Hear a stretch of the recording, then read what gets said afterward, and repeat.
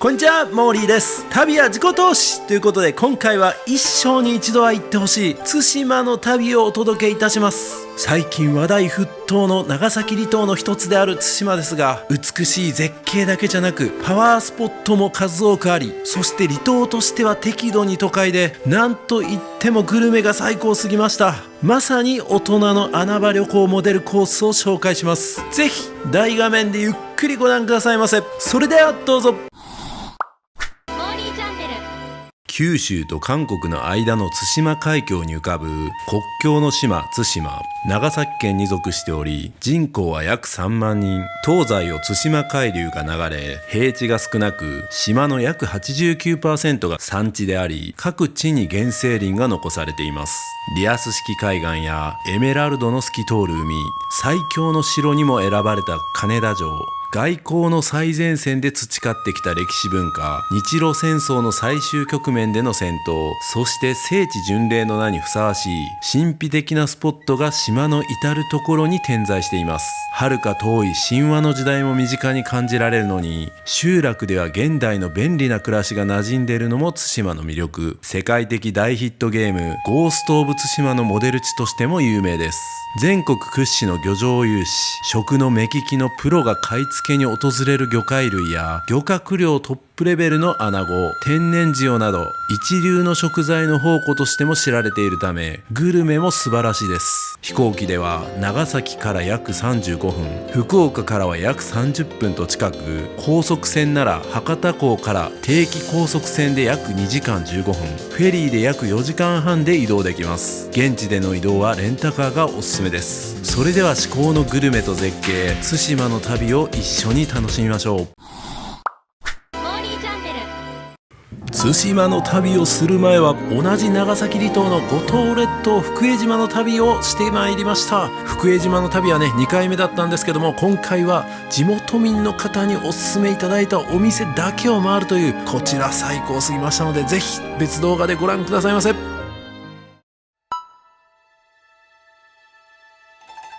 福江島の次は同じ長崎離島の壱岐の島に行ってまいりました。こちらの島は絶景、グルメ、温泉、人の温かさを全てコンパクトに堪能できる、移住も考えたいレベルの最高の島でした。ぜひ別動画でご覧くださいませ。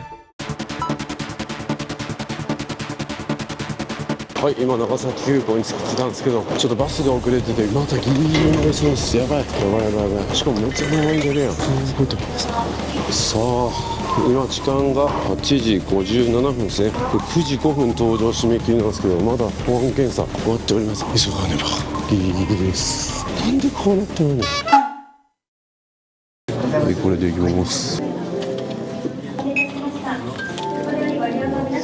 さあ、初めてのね対馬なんですけども、福江、壱岐に続いて対馬になりますが、今回初めてちょっと天気が、今のところ天気予報だと全部曇りとか雨とかになって、モーリーチャンネル初の状況になりそうなんですけど、多分それでも晴れ男パワーでなんとか晴れの日をね一日は導き出せるんじゃないかなと思ってますけど、どうなりますでしょうか。本当だったらね、今の時間も雨が降ってるはずなんですけど、今降ってないんで、なんとか期待したいと思います。今回もオリエンタルエアブリッジさんの飛行機を使ってまいります。対馬は福岡からフェリーとかでも行くことができますけども、こうやって飛行機で行くこともできるんですよ。大人の穴場旅行だったら飛行機で行くことがいいでしょう。小型駅もこの飛行機乗りましたが、非常に快適でした。ただ結構ね、霧がすごいんで着陸できるかどうかが分かりませんけどね。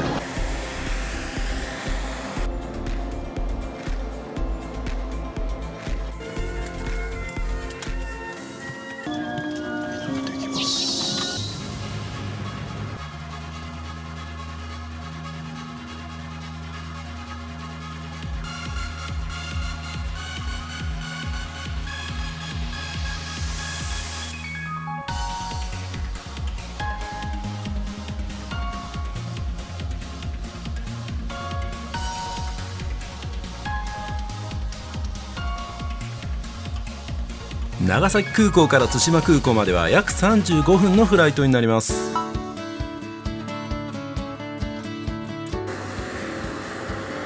やー、到着しましたね。対馬山猫空港です。よう来たね。対馬猫だらけ。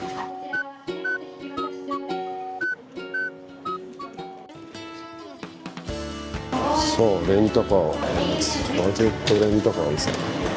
森岡です。ご案内させていただきます。対馬は広いんでレンタカーがあった方がいいですね。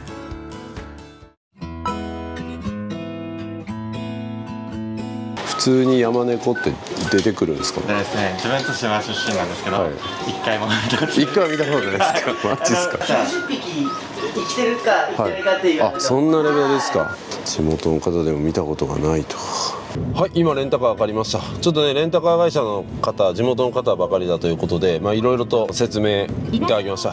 すいません、ちょっと飴を食べてるんでちょっと変な感じですけど、すいません。めっちゃ丁寧でしたね。で今回はレンタカー会社の方とも相談しまして、まずは北の方に向かって真ん中あたりですね、展望台の方、まだ雨が降らないうちに行こうかなと思ってまして、その後穴子がねやっぱ有名なんで穴子食べに行きまして、穴子食べた後にまたこう南側に戻るみたいな感じにしたいと思います。で今日は南の方を散策して、明日北側散策してみたいな、散策じゃない回ってみたいな。で明後日は多分晴れるんで、明後日にその釣り体験とか、なんか船乗ったりとか、晴れじゃないと楽しめないみたいなことをねやって過ごしたいと思います。ちょっとね天気モーリーチャンネルにしては微妙な感じになるんじゃないかなと思うんですけど、それでもね本当はずっと雨の予定だったんで、僕の晴れ男バーでなんとかいい映像を撮れたらと思います。それでは行ってきます。さあそれではね、対馬はどうしても車移動がねメインになるんですけども、車を30分走らせて、まずは対馬では欠かせない場所に行きたいと思います。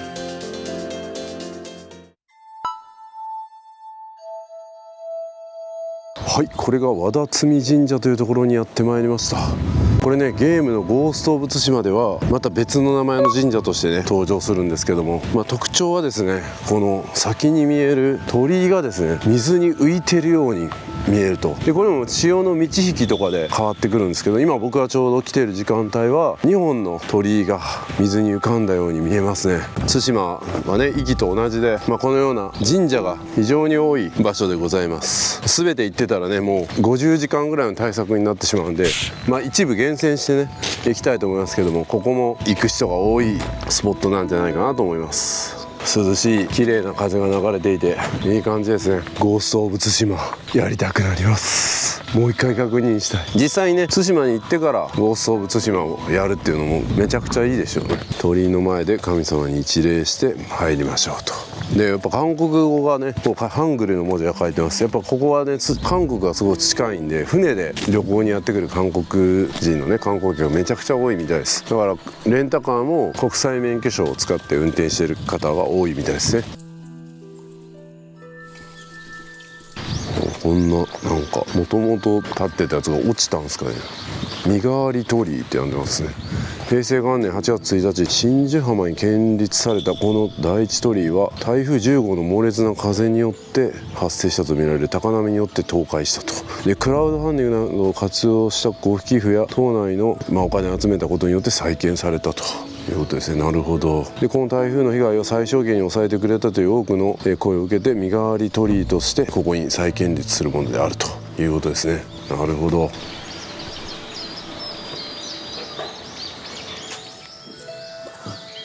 はい、和田摘神社彦頬で美濃命豊玉姫の命が祀られているということですね。当社の所在地表示は現在下阿賀田郡であるは以前は上阿賀田郡であった平成時代のいろいろ書いてますね。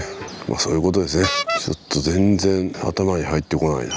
難しい。 AI にまとめてもらうか。来た。和田摘神社は対馬市にある神社ですと。彦頬で美濃命豊玉姫の命を祀る海宮で古くから竜宮伝説が残されていますと。昔その宮殿を綿摘の宮と名付けたことによりこの地が乙姫と呼ばれるようになりましたと。ちょっと逆に手短すぎてわからんな。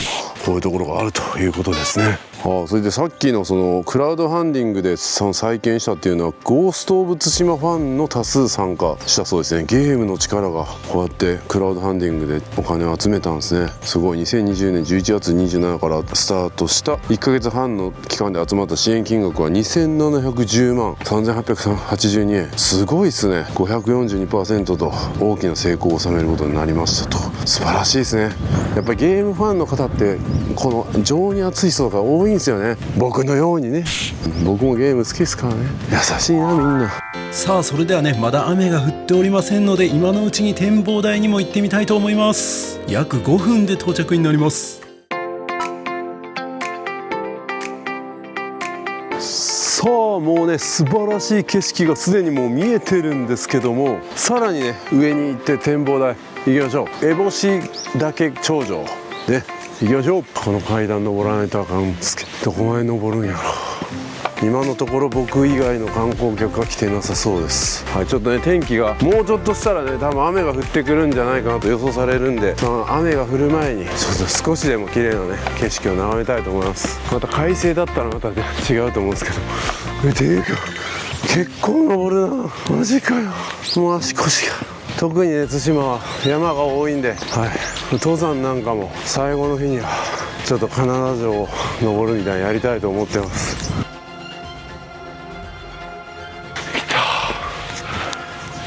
来たぞ。またこれ急やな。来た。いた。おお、あれ美しい。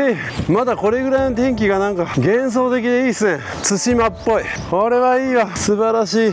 360度ぐるりと見渡せる展望から見える麻生湾はリアス式海岸の波静かな海を雄大に映していますと。はい、いろんな山とかね湖、湾が見えるみたいですね。対馬空港があっち側なんや。でこれが遠見山、縁見山、白鸚区とかも読み方が全然わかんないですけど、まあいろいろとあります。いやなんかこの島が連なってる感じがめっちゃ幻想的。もう本当に現実の世界じゃないみたいな、そんな感じですね。なんかゲームの世界の中にいるような素晴らしい景色です。でこの風が吹き荒れる感じもゲームでもこういう感じなんですよ。風の方向を頼りに自分の行き先に行くみたいな感じのシステムなんですよ。いやーこれは僕の視聴者さんほとんどの人はゴースト・オブ・ツシマやってないと思うんで全く伝わらないと思うんですけど、ぜひやってみてください。多分ゲームそんな慣れてない人でも楽しめるゲームになってると思います。全然ソニーさんとかそう回しもんじゃないんでね。わー美しい。曇りが似合う景色っていうのもあんまないんじゃないですかね。ここ多分快晴でもめっちゃ美しいと思うんですけど、これぐらいの天気でもめっちゃいい。ぼんやりしてる感じが、霧がかった感じがすごいね、なんか水彩画みたいな。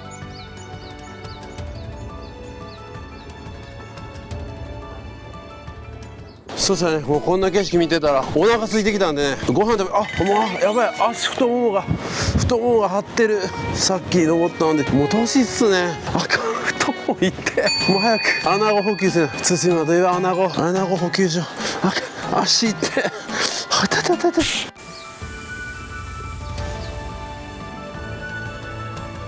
さあ絶景を見たらなぜかお腹が空きますので、対馬といえば穴子を食べに行きます。目の前にすごいでかい鳥居ありますね。こういうのがめっちゃ多いですね、対馬。ここ車で通れるんや。うおー、ここ車で通るんや。うわー、来たー、すごっ。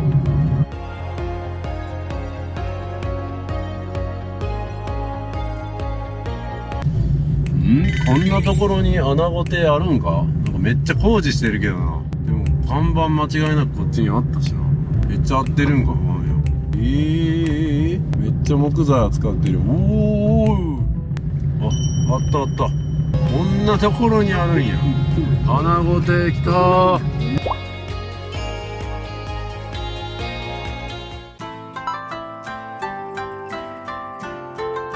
さあやってまいりました、穴子亭です。もうお客さんがどんどん来てますね。楽しみすぎます。黄金かなんだ黄金穴子でした。営業時間開始すぐやったんですね。カウンターに通されました。いろんな食べ物が。煮穴子定食うまそうやな。穴子カツ、握り寿司、穴子白焼き定食、天ぷら定食、特上天ぷら定食。全部、これうまそうやな。特上せいろ蒸し、これかな。やっぱ一番最初にやった穴子刺身定食うまそうやな。全部入ってるやつないの？入はい、めっちゃねお腹空かせてたんで、一番人気を聞いたら握り寿司定食らしいんですよ。でもなんかせいろ蒸しもね外せないなと思って、せいろ蒸しの中を頼んで、握り寿司のセットじゃなくて単品もあるみたいなんですよ。で2500円とか500円だけマイナスですけど、ちょっと奮発してね寿司とせいろ蒸しいっちゃいたいと思います。もう今日朝抜いてね万全の体勢できてるんで、先付けいただきます。ビール飲みたい。でも運転なのにビールが飲むな。これはすごい。そしてこれが生の穴子の寿司、生のね塩で、塩もちょっと買って帰りたいですね。天日干しの塩らしいんでめっちゃいいですよね。いただきます。金粉も乗ってます。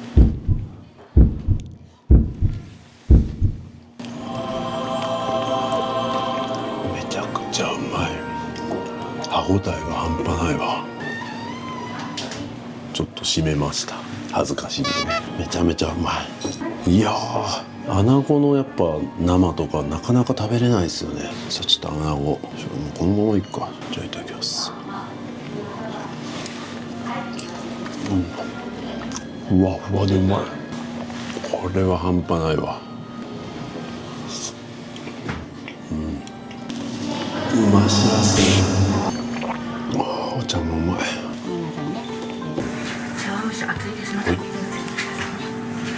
はい、ありがとうございます。あ、全然ありがとうございます。オープン。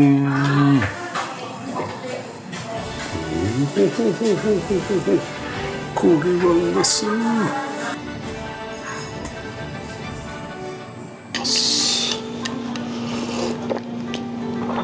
味噌汁もめっちゃうまい。味噌汁じゃないのこれ。青さがすごい。まあ節のものもいただきます。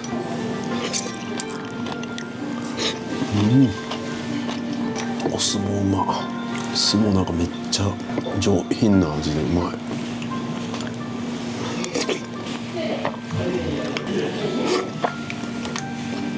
まい。この茶碗蒸しもね、ほんとバランスがいい。卵の風味というかで、椎茸とか銀杏とか入ってるのがで、ちょっと穴子入ってますね。穴子存在感が違う。うますぎる。大本命せいろ蒸し。あ、これスプーンでやったらよかった。箸でめっちゃ撮影してたわ。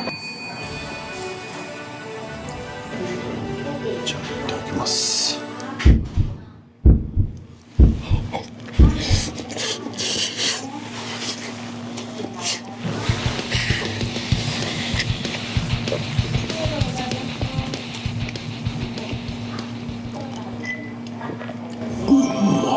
よかった。せいろ蒸しにしといて。うわ、ダントツにうまい。めっちゃふわふわで天然のね混じりっ気のないうまみが凝縮されてて、こんなうまい穴子食べたことないわ。で、僕瀬戸内海とかでも穴子有名ですけど、めちゃくちゃうまいぞ。いや本当にもうふわふわで、ふわふわとろとろ、優しい味、優しくて上品で、そして贅沢な一品ですね。いやこれ頼んどいてよかった。僕寿司もうまかったですけど、寿司だけで帰ってたら後悔するところでした。これも食べた方がいい。ただ一人で食べる量じゃないな。シェアしたい。でもうまいんでゆっくり食べます。確実に2人分食べてます。もうなんか一生分の穴子食べてるんじゃないかなっていうぐらい穴子食べてるな。1本穴子。これはすごい。いただきます。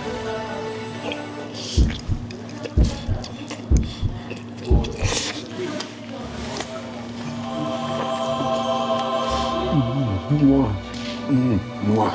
穴子の存在感がすごすぎる。まあ確かに韓国から来た人とかだったらこっち頼むんかな。でも日本人だったら僕せいろ蒸しの方がインパクトあると思う。もう寿司もうまいですけどね。寿司が100点だとしたらもうこっち120点ぐらいの感覚です。僕の中では最高すぎるやろ。おいおいおい、対馬の旅行どうなってまうねん。ちょっとね曇りで雨降るかもしれんからちょっとテンション低めだったけども、グルメで巻き返してきましたね。グルメで僕の心はサニーですね。晴れですね。心が晴れる。デザートが来ました。これは別に対馬のものじゃないと思うんですけどね、ぜんざいみたいな感じで、餅がうまい。2人分食べたんでまた太るやん。アナゴみたいにスリムになりたいわ。アナゴというか僕もアナコンダですね。アナゴレベルじゃない、アナコンダレベルにちょっとなりつつあります。いかんすね。いやー美味しかったですね。まだねちょっと雨降ってないんですけど、多分そろそろ降ると思うんですよね。で明日北側ね回ろうと思ってるんで、こっからまた南の方に戻って、南を今日は散策というか何回散策っていう回ろうかなと思ってます。いやー美味しかったな。しかし腹いっぱいやな。満足すぎる。もうこのまま寝たい。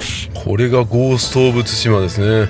対馬が舞台となったゲーム、息も出てますね。いや本当にこのゲームはね最高傑作だと僕も思います。もう今までプレイしたゲームの中で相当レベルが高い。これとっつきにくいこのなんかイラストなんで、なんかすごいマニアックに見えるんですけど、めちゃくちゃよくできてます。今から行こうと思ってる鮎戻し自然公園とかもちゃんとゲームの中に出てくるんですね。で菰田浜とかも出てくると、金田城とかも出てきますね。和田摘神社もねさっきのありましたし、はい、今から南の鮎戻し自然公園というところ行こうと思ってるんですけど、まあ大体1時間25分ぐらいかかるみたいですね。やっぱ距離感がね結構対馬僕も行く前分かりにくいなと思ってたんですけど、真ん中から下に行こうと思ったら1時間ちょっとぐらいで、上にも行こうと思ったら2時間ぐらいみたいな。でもなんか最近は道が良くなってるんでもうちょっと早いとも言われてますけどね。ちょっとねやっぱ車の運転ができる人は必要になるかなと思います。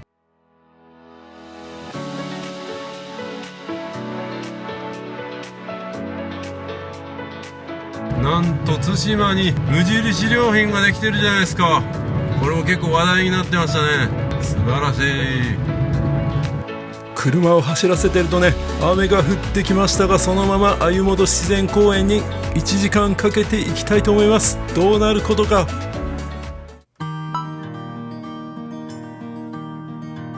はい、なんやかんやで1時間6分で到着しましたね。なんですが雨です。ちょっと様子見たいと思います。ちょっとやまない気がするけどな。鮎戻し自然公園ですが雨戻ししてほしいですね。はい、鮎戻し公園というところに来ましたが、こんな土砂降りの時に行くようなところではありません。しかもなんか足元滑りやすいからめっちゃ注意みたいなことをレビューでもめっちゃ書いてました。やばいな。いろんなところで足を滑らしそうになってる僕がこんなところを雨の状態で行ったら絶対やばいやん。気をつけないといけない。でもなんか良さそう。清流橋、今はもう清流のかけらもないけどこう渡ってみます。でもなんかいい音、いい音と思ったら雷の音もしてるやん。おいおいおいおいやめてよ。綺麗。これ晴れの日やったらもっと綺麗やろな。ツルツルしてすごいツルツル。ここもゴースト・オブ・ツシマに出てくるような場所ですね。めっちゃ綺麗、美しい。ここはね結構夏場になると川遊びとかしてるみたいですね。天然の滑り台があったりとか結構楽しめそうな感じですね。あそことかめっちゃ綺麗。多分あそこからね下に降りれるんですけど、もう絶対今この雨の中あそこ上陸したらつるっと滑ってね、そのままぐわーっとこう流されてこの動画をお届けできなくなるんでね、それやめときますわ。雨でもこのなんかツルツル感は楽しめるんで来てよかったなと思います。無理やり前向きに捉えてるように思うかもしれないですけど本当にそう思ってますからね。これはどっちはここの石がもうすでにツルツルしてる。こっちはなんかキャンプ場みたいなのがあるんかな。美しいですね。こっから吊り橋、素晴らしい景観。雨でも綺麗。ちょっとここ降りてみようかな。大丈夫かな。滑りそう。おいめっちゃ雷落ちてるやん。もうこれこそゴースト・オブ・ツシマやん。ゴースト・オブ・ツシマはこうやって雷が鳴ったりとか雨が降ったりとかよくするんすよ。おいおいおいリアルゲームやん。やばいな。傘も持ってカメラも持ってるから両手塞がってるんでね、マジ滑らないようにしないと。ここには降りないです。ここはもう多分絶対やばいと思うんでね、このままずーっといってね流されるんでね、それ見たいっていう人もいるかもしれませんけど、それはねもうちょっとギャグのうちに入らない、もう事故です、ね、事故みたいなことは見せるわけにいかない。大人の穴場旅行ですからね。穴場に落ちる旅行ではないです。穴場旅行ですからね、勘違いしないでください。素晴らしい。いやこれ綺麗やん。しかも雨だからちょっと水の流れも速くて、それはそれでまた見応えある景色なんじゃないですか。対馬ってでも雨似合いますよね。なんか僕がゴースト・オブ・対馬やったからかな、雨似合う。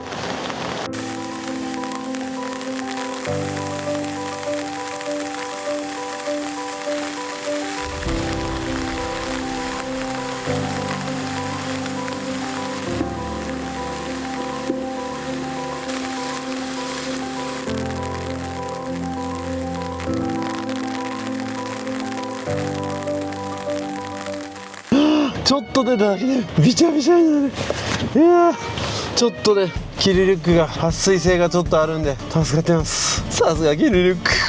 じゃあ次もねちょっと雨降ってると微妙かもわかんないですけど公園行きます。でもね今回のね対馬全部雨予報なんですよ。でも諦めてはねいけない。必ずどっかで晴れるんだと信じてこの3日間過ごします。見ていてください。晴れ男がこっから晴れに導いていく。見てください。いやそれでもう全部晴れにしろやみたいな話ですけど、そんなね神みたいなことは僕はできないです。でもちょっとはねこう変えていく、気持ちの問題です。はい、信じましょう。僕は天気予報も見ない、信じるだけ。いきます。それではまた車を25分走らせて次のスポットに向かいたいと思います。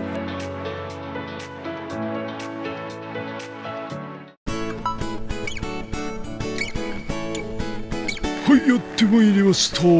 尾崎山自然公園ですね。こんな雨の時に行くような場所ではありませんが私は行きます。でこの雨の状態でなかなかいいやんみたいな感じだったらもうね皆さんが晴れの時に行ってもらったら最高なはずなんで、そこも確認しないといけないですね。だから晴れだろうが雨だろうが意味のあるものが取れるということです。さあ二手に分かれたぞ。どっちだ？どっちが正解や。この1本と2本はどっちがどうなんや。上に行きましょう、ね、何でも上に上を目指していきましょう。しかし急や、今雨降ってますけど、今までの僕の動画でも今まで僕5年間撮影してきましたけども、旅行の全日程が全部雨だったみたいなことは今まで一度もありません。必ず大事なシーンでは一番の見どころでは晴れてくれた。それを信じたい。これもあんの？ここなんか先なさそうですね。これ何があるんやろ。何これすごい。対馬にはね結構砲台の跡があったりとかありますけど、ここではないですね。国境の島なんで、いろんな戦いからやっぱ日本のこのものを守れという形で戦ってきた奇跡があります。何回も出しますけど、ゴースト・オブ・対馬でもね蒙古軍が攻めてきてそれを日本人がこう戦っていくみたいな、そんな話になっておりますが、ここは灯台が見えるだけだった。光ってる光ってる。ここは灯台でした。光ってる光ってる。わかるかな。くるくる回ってますね。ほらほらライトが回ってる。じゃあさっきの下が正解やったんや。あそこもすごいなんか立ってるぞ。何あれ、自由の女神？違うか。なんかすごい。あれが下からもしかして見えるんかな。膝痛い。降りるとき痛い痛い。はい、ちょっとずつね下に降りていっておりますね。上ばっかり見ずにたまには下に降りてこいと、下も見ながらやれと、そういうメッセージかもしれませんね。下を見ることも大事だったりしますよね。例えば沖縄に行ったことがあるのが当たり前みたいなね喋り方をしてしまったりとかね、沖縄行ったことない人なんかいっぱいおるのに飛行機乗るのが当たり前みたいな、飛行機乗ったことない人もいるのにみたいな、やっぱ目線をまだそういう旅をしたことがない方にも合わせていかないといけない。そんなことを教えてくれてるんですね。こうやって下の道の方が正しいということは、対馬はそんなことも教えてくれてる。晴れの開けがいいんじゃないと、雨でもねその中でも良さを見つけ出してみろと、そんな課題をそんな課題をね投げかけてくださってるようですよ。しかし本当に合ってんのかな。適当なこと言ってるけど、いや風強い。やばい、傘が低いから結構寒いんですよ。やっぱりねここは一番対馬の中でも南ですけど、一番北側はね韓国に近いわけですから、まあ寒いですよね。こっからだと綺麗に見える。素晴らしい。下が正解ですね。そして海も綺麗やな。雨が降ってても分かる海の美しさが。そしてなんかあるぞ。しゃべって。よし。なんかあれ。何あれ。剣を持って何も書いてないから何かが分からん。かなり険しい顔をしております。申し訳ございません。しょうもないことばっかり言ってしまいました。けしからんな。まだあっちがある。あっち行ってみよう。でもあそこまで行けないんかな。あそこちょっと気になるけどな。なんか書いてたな。以前はあそこまで来てたけど、なんか崩落して行けなくなったみたいな。ここまだ歩けるけどどこまで行ったらいいの。あそこちょっと行きたかったですけどね、崩落しちゃったんですよね。絶景。これこそ手つかずの絶景や。波の音が美しい。そしてなんかこれ溶岩石なんかな。あれかなりなんか溶岩っぽい岩がありますね。ここの岩もなんかすごい黒いんで、そしてこんなところに道を作るんですね。どこに繋がってるんやろ。めっちゃ心配やな。うわー、これも素晴らしい。うわー、素晴らしい景色やな。そしてあそこになんか建ててるのを人間が建てたんですよね。あそこすごいな。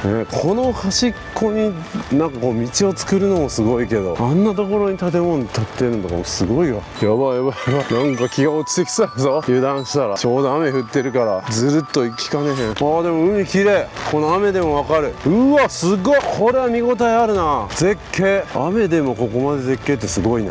おお、さらに歩いていくと、これは素晴らしい。地元の方がやっぱここ来てくれって言ったのが分かるな。美しい。でも誰もいない、いないって言ってるね。いない、誰もいない。すごい。またなんかここも砲台やったのかな。うわー、すごい。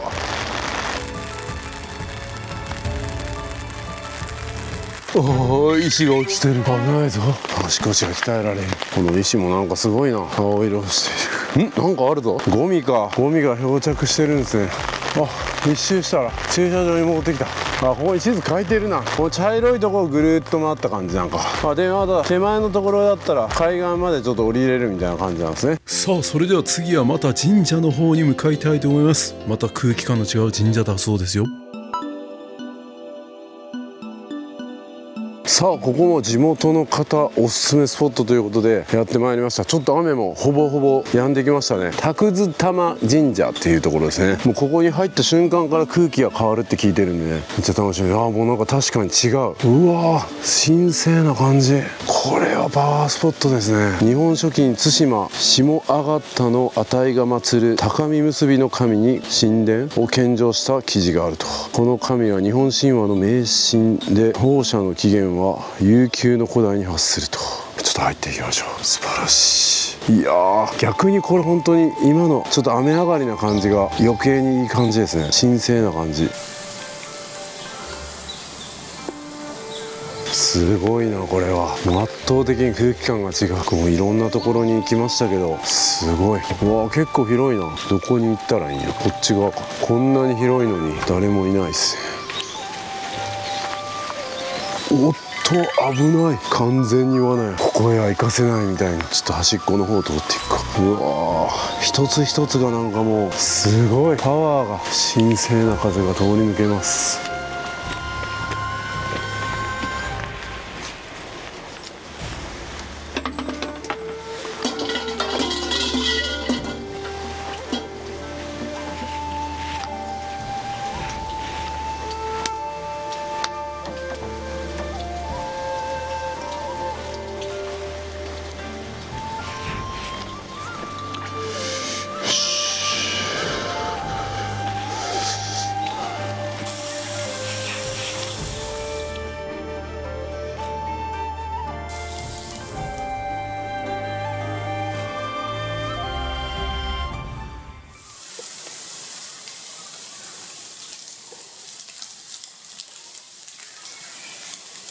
マップを見たらまだまだ先ありましたね。全然ここ序の口でしたね。すごい広い。あ、まだあるわ。すごい規模感。いやー、本当に自分が今現実の世界を歩いてるのか、なんかゲームとかの世界を歩いてるのか分からなくなります。錯覚する。いや、この感じ多分放送物島やった人やったら分かると思います。すごい感覚。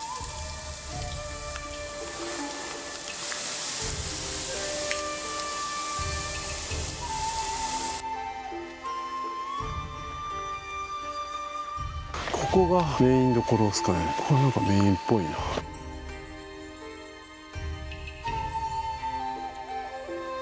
こ誰かいるのかな。なんかスリッパの跡はあるけど、履物は脱いでって書いてるけど、一応入れる。ちょっと入らせてもらうか。伊勢神宮って書いてる。二礼二拍手一礼って書いてますね。座って着座してって書いてますね。じゃあちょっとやるか。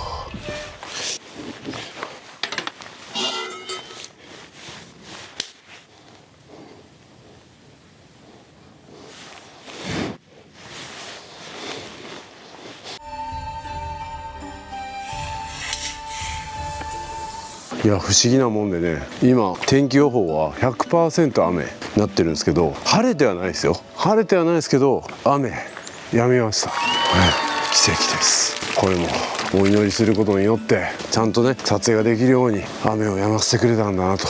晴れてくれとは祈ってないですけど、いやー、すごいですね。なんか不思議です。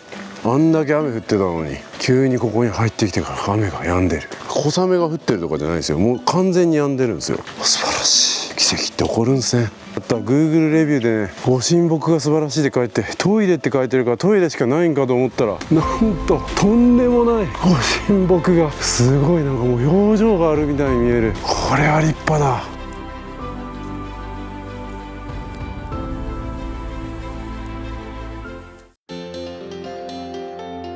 今猫がいたぞ。あ、中入った。西表山猫ちゃんか。西表じゃない対馬山猫ちゃん。普通の猫やった。いやしかしね、西表山じゃあ何回間違えんねんちょうど今ね、僕西表島の動画を BGM で聞きながらね見てたんで、すいません。対馬山猫ね、地元の方でも一度も見たことがないって言ってたんでね、見れたらもう奇跡ですけどね。でもなんとか見たいっすね。最悪明日なんかその保護してるところで見たいと思うんですけどね。この南側ではそんなに目撃情報ないんでいないと思うんですけど、そう思ってると現れたりするんじゃないかなと期待しております。必ず捉えられるようにねしたいですね。出てこい西表にゃんこ。いや西表じゃない、対馬にゃんこ。ほんま怒られるで、対馬の人に。さあそれではね、気を取り直して次も絶対に見逃せない神社の方に向かいたいと思います。こちらビーチ沿いにある神社ということで見応えありそうですね。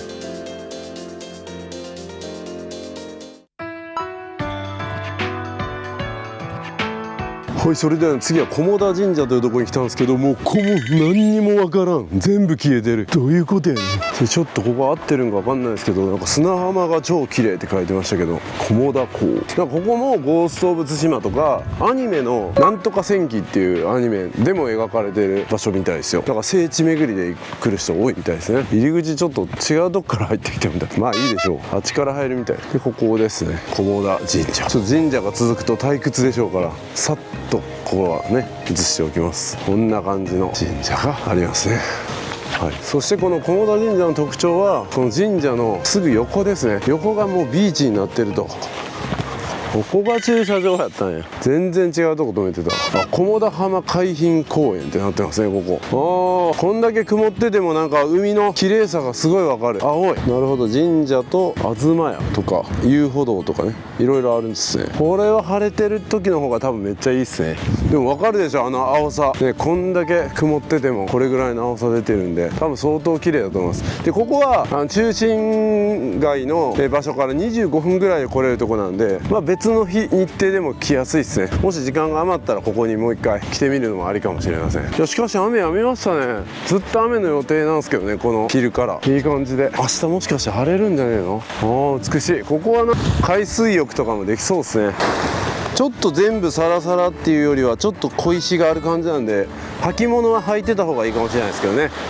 なんか自然のままって感じでいい感じです。透明度もあります。もう透けて見えますね。これ晴れてたらめっちゃ綺麗だと思うな。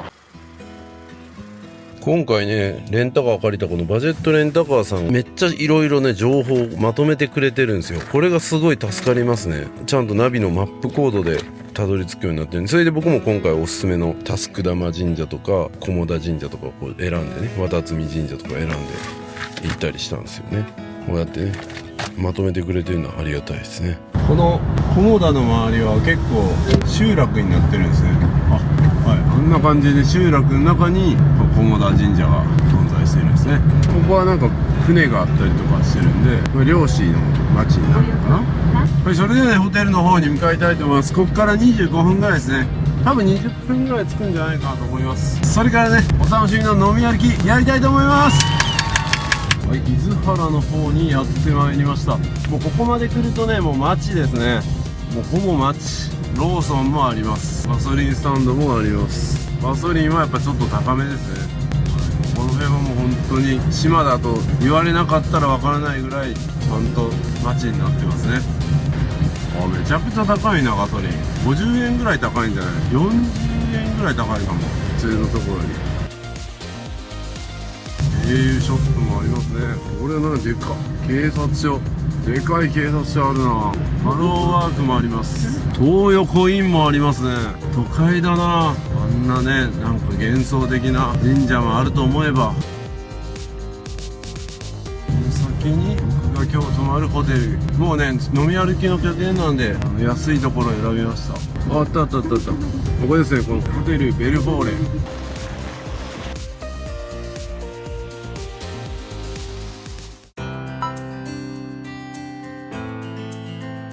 はい、ここ泊まります。ここ2泊します。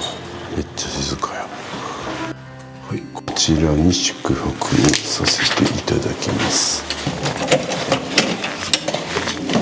ははい、こう鍵を挿すスタイルですね。あ、でこんな感じ、シングルの部屋で多分一番安い部屋じゃないかなと思うんですけど、結構広いですね。シングルの割にもっとなんかね、みっちりもうベッドだけみたいな部屋も多いと思うんですけど、シングルサイズの割にはちょっと広いような気がするな。セミダブルぐらいはありそう。館内着もあるんや。パジャマ持ってきたのにな。でなんと優雅なソファーもある。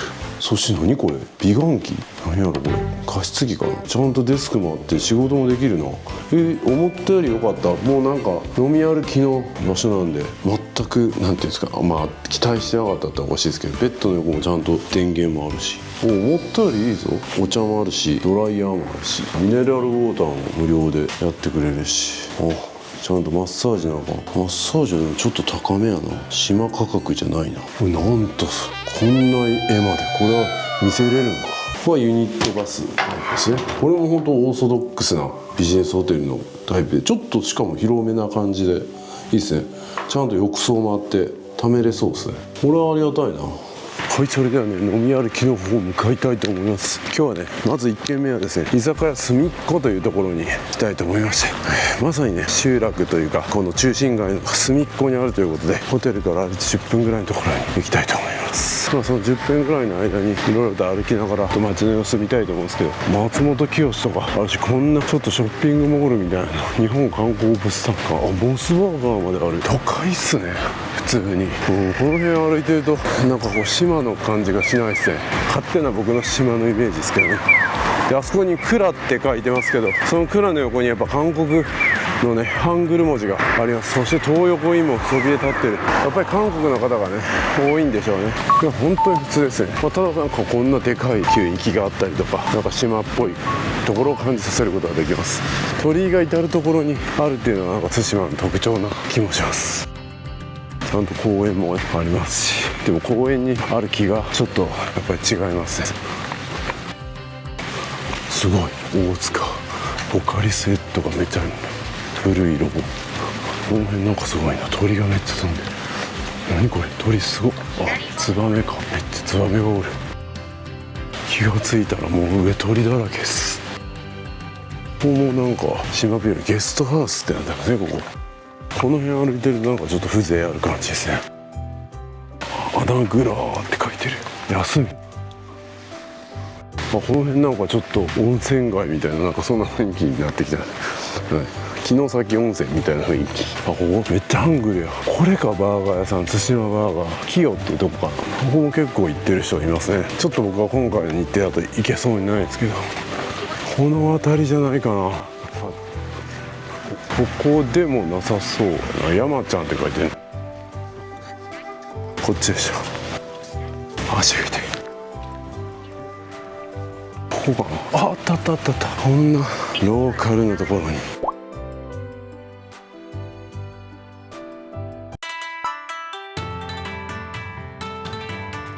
ここですね、居酒屋すみっこ。はい、ここ行きたいと思います。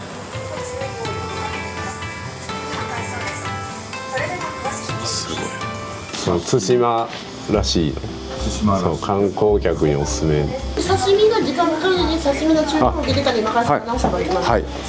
持ってきてさばくので、はい、であとは対馬の名物の、茶碗蒸しにどんこしいたけが入った対馬の名物。茶碗蒸しはもう絶対充電されたらさ。ああ、じゃあそれをまず食べていただいて、はい。穴子と今旬のダラの芽の天ぷら。ダラの芽。はい。ダラの芽。牡蠣。対馬は今が旬なんです。あ、そうなんですか。じゃあもう全部、はい、いただきます。魚見てみますか。はい。あ、これどれもいただきます。どれもいいやつ。大丈夫。おお。うわわわわ。はいはいはいはい。うわでかっ。こっちヒラメ。あ、これヒラメ。サワラとヒラメ。ね、旬ですもんね。はいはいはいはい。あ、そうなんですね。もう春の。おお、すごい。すごい。ありがとうございます。でかっ。ありがとうございます。なかなか見れへん。いただきます。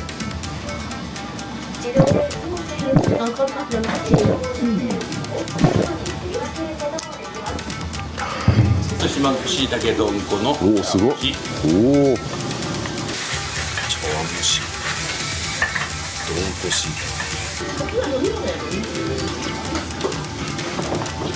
あ美味しい。めっちゃ濃厚。昼に食べたやつも美味しい。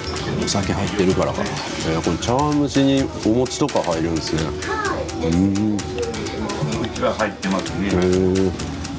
美味しい。柿の酒蒸し。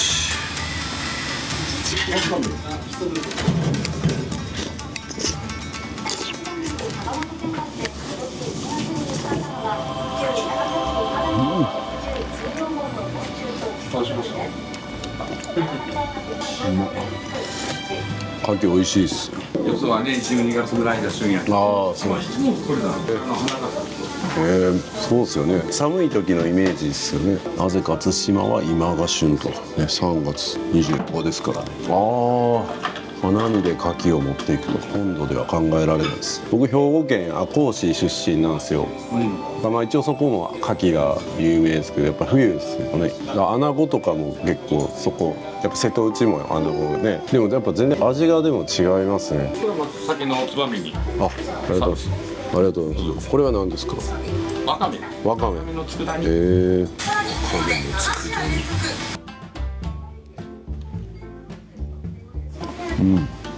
こんな歯ごたえあるんですね、わかめに。こっちはサワラですね。で、イサキの皮焼きとヒラメですね。ヒラメ、ヒラメ、イサキ、サワラ。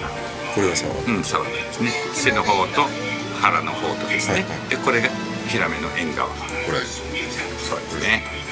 いやー、このお刺身一つとってもね、存在感が全然違いますね。先ほどさばいたばかりですからね、これはうまいの間違いない。そして日本酒、絶対これもうまいやつですね。最強セット整いました。それではいただきます。何食われてるんですか？ YouTuber なんですよ。すみません、邪魔になったら。いえいえ。対馬の魅力を伝えようと思って。何人かおるんですね。この店を YouTuber の人。あ、そうなんですか。旅する人がいて、はい。しよった人がいますよ。ああ、その一人です。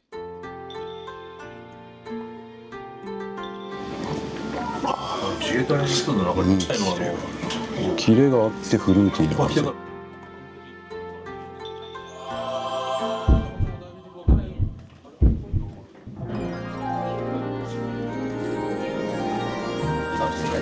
いやー、先ほどはね、食レポするタイミングを失いましたけども、やっぱり脂が乗ってプリップリで本当に美味しいです。新鮮さがもう体中全体に伝わってくる素晴らしい味です。日本酒が合いすぎる。白竹うま。これはうまいな。モーリーうまい酒リストにちょっと入りますね、これ。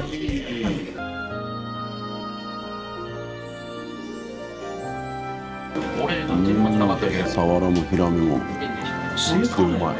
新鮮。これが天然の青さ。あ、タラの芽。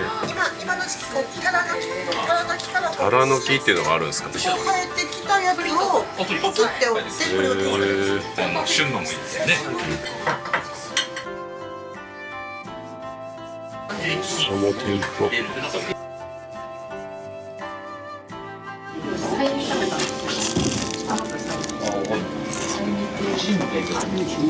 あ、甘っ。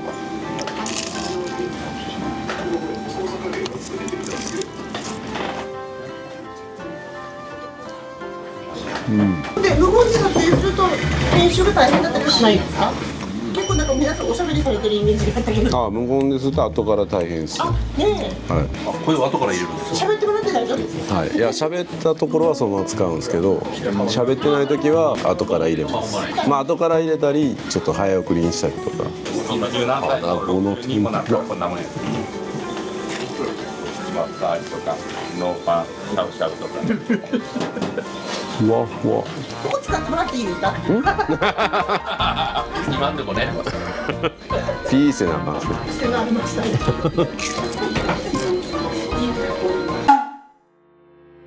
日本全国こう回ってるわけか。そうですね。日本の世界もですけど、どちらかというと日本の方が今は多いですね。日本の方が結構再生されるんですよ。そう、僕のチャンネルは特に島が再生されるんで。離島が。はい。離島を回ったりとかで、冬とかはやっぱ離島のイメージがないので、冬は高級旅館とか飲み歩きとか、それをやってる感じです。今日島これ今日来ました。関西から実は福江と壱岐と対馬をちょっと回ってて、長崎を拠点に今回は回ってるみたいなんです。はい、泊まるところも飯食うとこもない島とかもありますから、ああ、そうですね。そういう島の方がどちらかというと僕は得意なんですよ。何にもないところの方が。穴子ふわふわっすね。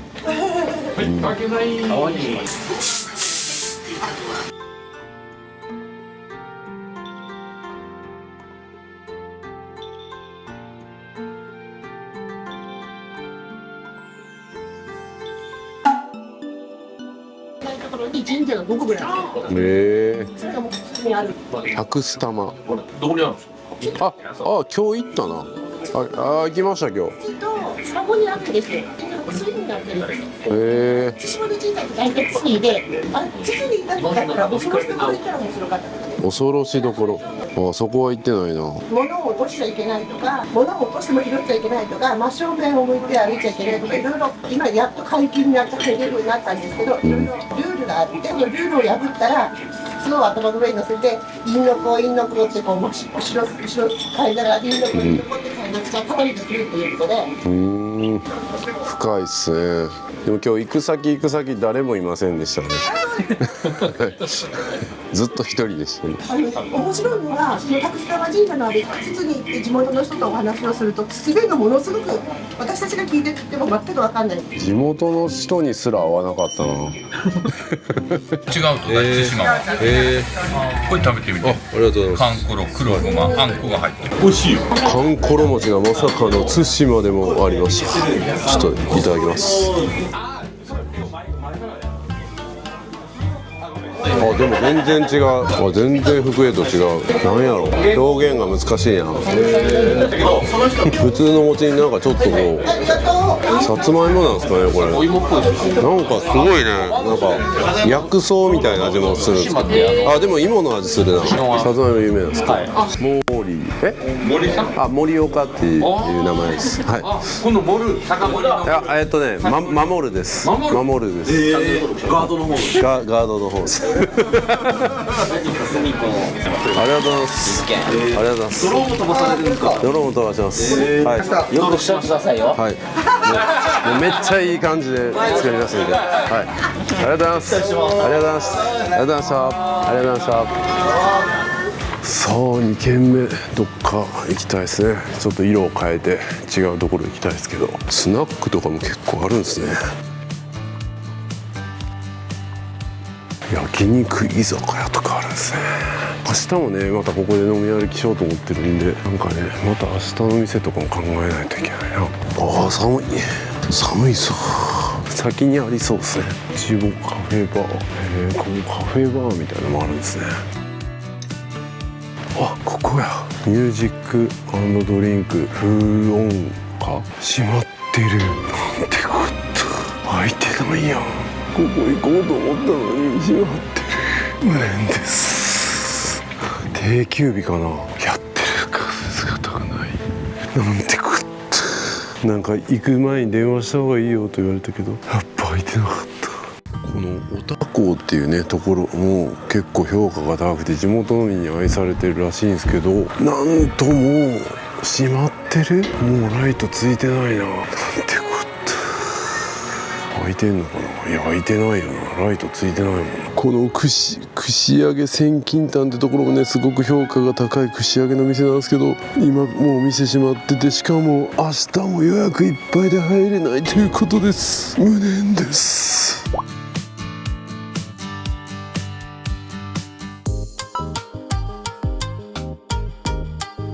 ここやってそうっすね。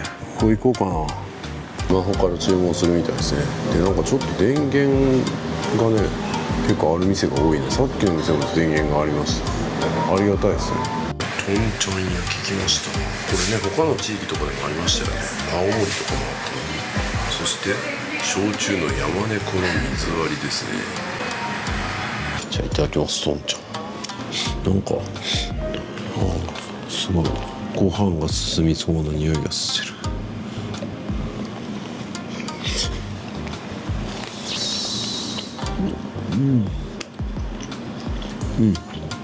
B 級グルメって感じでうまい。山猫う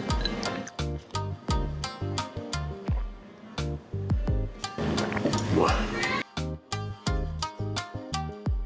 いや美味しかったですね。なんか韓国人のねスタッフが多かったんで、やっぱ韓国人観光客の対応力入れてるお店だったのかもしれないですね。はい、それではね今日は明日に備えてちょっと帰りますか。あと対馬はですね、そのスナックがめっちゃ多いんですけど、一番スナックが多い場所やったらしいですよ昔は。今は減っちゃったらしいですけど、スナック行くっていうのも一つの対馬の過ごし方なんですけど、正直もうどこ選んだらいいか分かんない。プライベートだったら適当な店に入っていいんですけど、はい、明日この飯屋っていうところもちょっと行ってみたいな。ここもおすすめって言って福江島の方に教えていただいて、ここもちょっと気になる。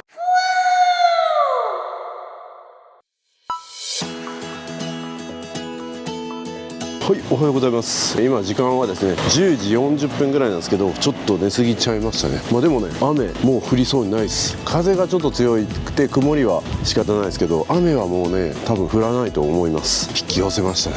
そして明日は晴れそうな感じなんで、今日はねちょっと北側攻めたいと思います。それではまず朝ごはんのパンを買いに行こうかなと思っております。じゃあ行ってきます。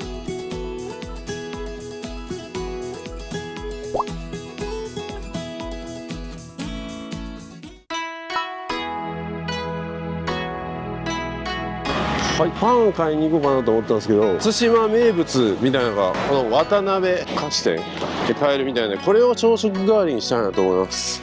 渡辺地方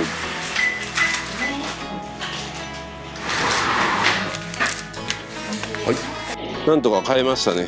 かす巻きちょっと車で食べたいなと思いますね。なんかブラタモリでも訪れた場所みたいですね。かす巻きを売ってるところはいろいろあるらしいんですけど、ここのかす巻きが一番人気だということですね。対馬名産かす焼き、こんな感じであんが入ってますね。はい、それではねかす巻きいただきたいと思います。朝食代わりですよ。なんて健康的じゃないか、ボリューム的にね控えめですね。またいっぱい食べますからね、昼も。いただきます。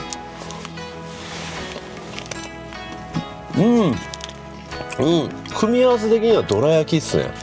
どら焼きなんですけど、やっぱり生地の多さとかそのあんの多さの比率が違うんで、すごいみずみずしくてふわふわで、しつこくないですね。朝に食べても全然朝食代わりにいけるし、でお土産にもね買えるんですけど、5日間だけしか賞味期限持たないみたいなんで、それだけ注意ですよ。コーヒー飲みたいな。コーヒー買えばよかった。もうそんなことしてる場合じゃない。急がな。結構時間かかりますからね。お昼ご飯とか間に合わなくなる。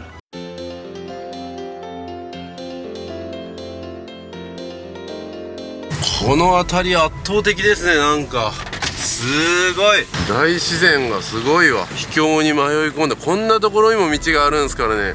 うわすごっ、ほんとすごい。ここはなんかもみじの道みたいな感じで言われてるのかな。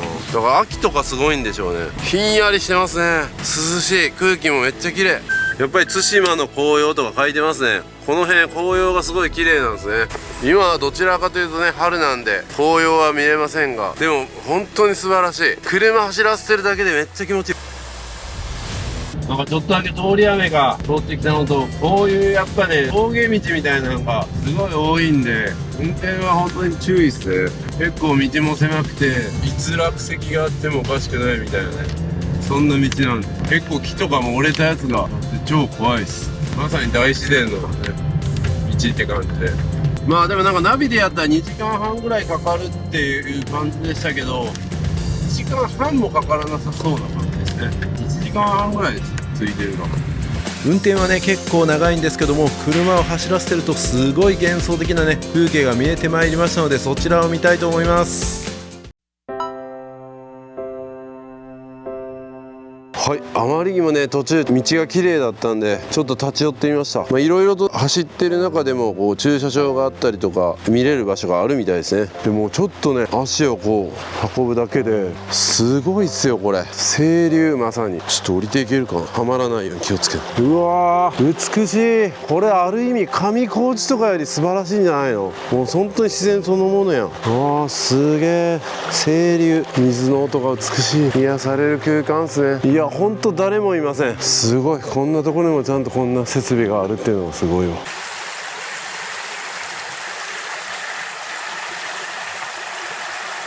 水の音が美しい。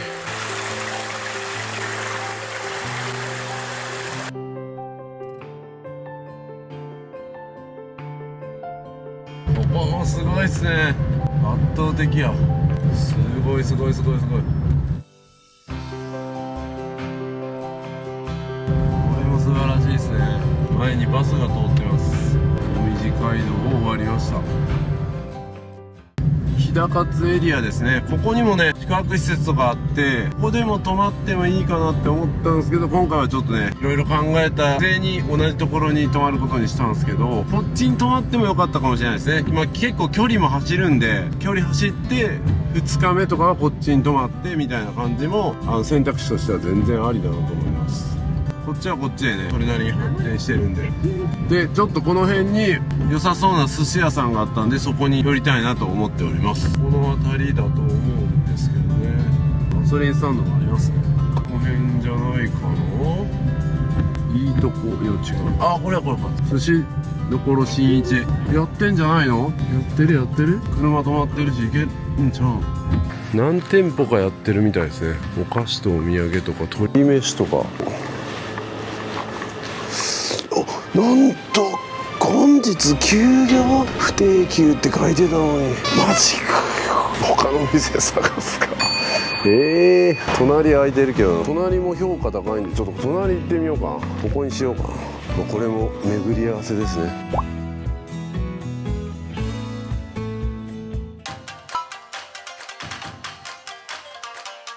あ、すいません、閉まってるんかと思ったです。よかった、開いてた。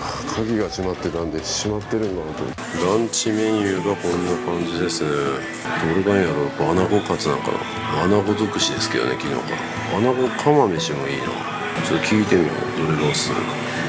何がおすすめなんですか。おすすめはやっぱりアナゴカツです。アナゴカツがおすすめなんですか。はい、カツです。じゃあこれにします、はい、おすすめ頼んどかないとね。で天ぷらとか昨日食べましたし、ちょっと釜飯も気になりましたけどね。そうきた、アナゴカツ定食。これですね、アナゴカツ。これにつける感じだ。2つあるけどな。はい、それ手をいただきたいと思います。ちょっとだけかじろう。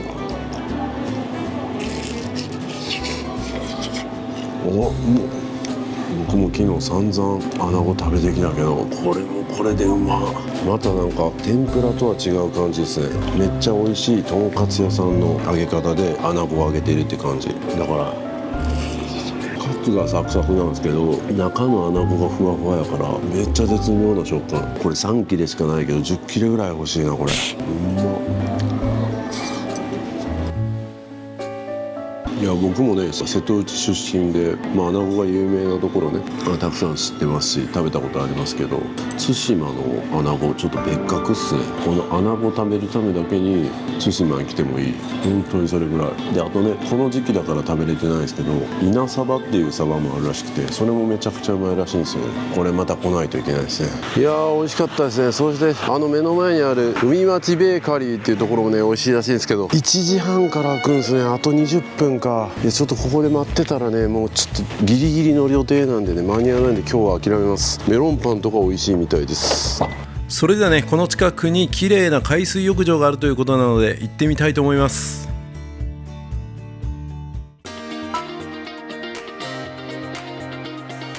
さあ次はねビーチにやってまいりました。三浦海水食堂じゃない三浦海水浴場ですね。三浦で合ってんのかな。うわ結構荒々しい。今日は多分風が強いからでしょうね。これは泳げないな普通に。でビーチもなんか掃除したりしてるんですね。今は冬ですけど、あったかくなったらここも人で賑わうんでしょうね。すごい波やな。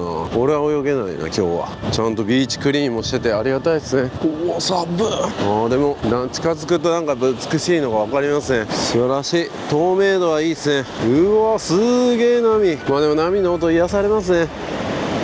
自然を感じれる。楽しみやな。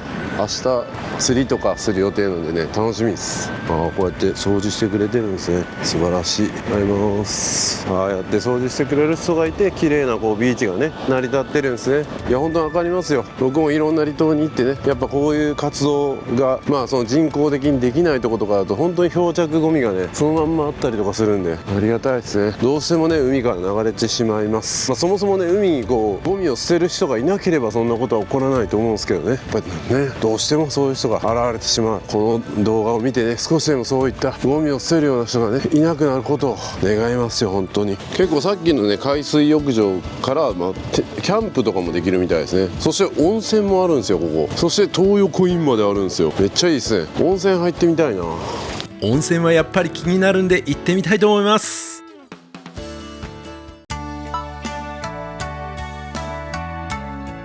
ここが温泉になってるんですね。ちょっと撮影はできないですけど、どんな泉質かなんかもう10分ぐらいだけでも入ろうかな。やっぱ対馬で入る温泉気になりますよね。なんと露天風呂閉鎖中。600円か。めちゃくちゃ広い休憩室やん。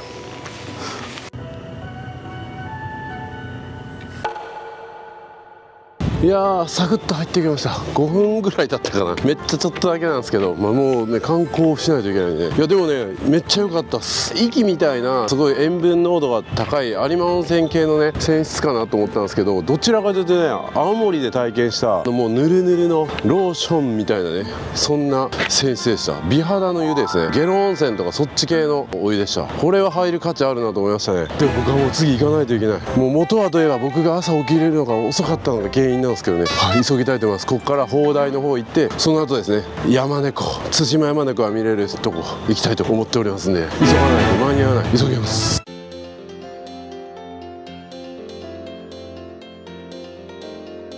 はい、ああいうものもあるね。友好、釜山とのつながりが強いんですね。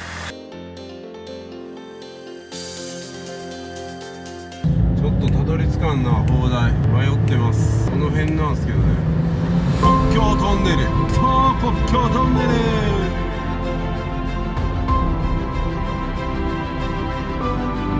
ル。一瞬で終わりや。通行止めやん。通行止めで行けない。なんてこった。マジかよ。そんなことある？ちょっと待って待って待って。砲台見たかった。ここはね豊砲台屋と1932年当時世界最大級で3メートルのコンクリート壁を擁し、日本海戦で日本海側を守った主要砲台ということで、すごそうやったんですけどね。他の砲台とか見る？よし、じゃあこの猫見に行こう。もう癒しや。こんなんもう癒してもらうしかない。猫行こう猫。おお、違う方向から行けた。豊砲台。あとよかった。何しに来たねみたいになりよったわ。来たー、ここや。着いたー。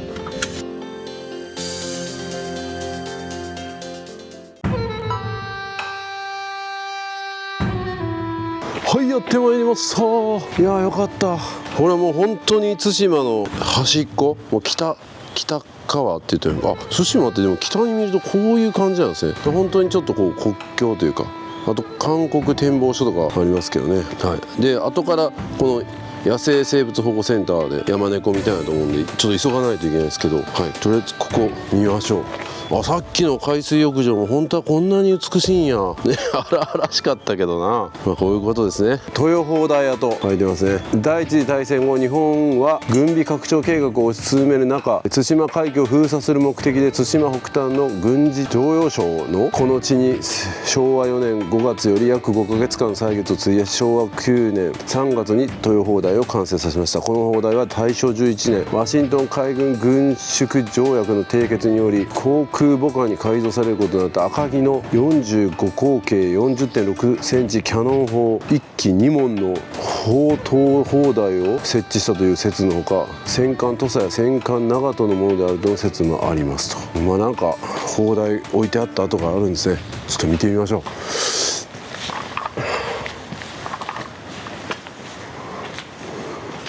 暗っ。うわ怖い怖い怖い。ちょっとこう一人で通るの怖いな。めっちゃ真っ暗やん。結構怖いけど。真っ暗やで。これ一人でマジ怖いな。ちょっとライトつけます。なんか変な生物とかいそうで怖い。本当に真っ暗なところになんか作られた跡がある。うわ上にも。怖い。通気空気をね。これ怖っ。ドキドキする。もう本当にそのまま残されてるんですね。うわこれはちょっと一人で来ない方がいいかもしれんな。これどっち側行ったんや。すごい。こんなの作ってたんですね。何かが見える。この先砲台。ここは砲台やったんですか。これね通って大丈夫かな。ここがそうだったんや。すごいな。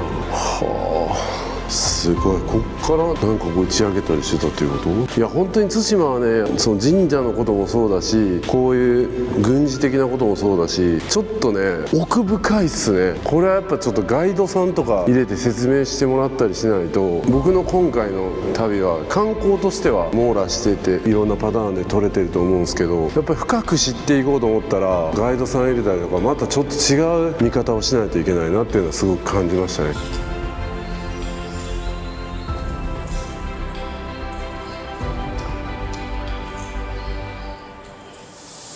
だってね、文章を読む限りだと誰もここに本当にどんな砲台があったのかとか分かってないみたいな感じの書き方でしたよね。いやーすごいひんやりしてるし、だいぶ慣れてきましたね。もう最初はちょっともう怖っと思ってたけど、こっから来たんかな。もうどっから来たんか分からへんなる。だんだん慣れてきましたね。人間って不思議なもんですね。蓄力機すごいな。ゴーストタウンとかになったらこんな感じになるんでしょうね多分。なんか奥部屋があったりするな。だんだん慣れてきた。こっちはちょっとさっき僕が行ってない方向っすよ。トイレがある。もともとトイレやったとこ。恐ろしい。崩落の恐れがある。大変系。もう落ちそうやん。怖。これはすごいな。壁もなんかすごい。いや本当にこれ崖崩れみたいなの起きたり、この木がいきなり落ちてきてもおかしくないな。すごいな。なんか展望台みたいなのがある。今のところ僕なんか全ての観光スポットに僕しかいないんですよ。皆さんお気づきだと思うんですけど、なんか他に観光客がいたところがない気がする。どこの神社行ってもなんか飲食店とかではね、なんか韓国の方がいらっしゃったりとか、やっぱ週末が多いみたいですね。きついな。明日僕登山しますからね。登山といっても一番イージーなコースでやろうと思ってますけど、それでも片道1時間ぐらいのコースを行く予定ですが、大丈夫かな。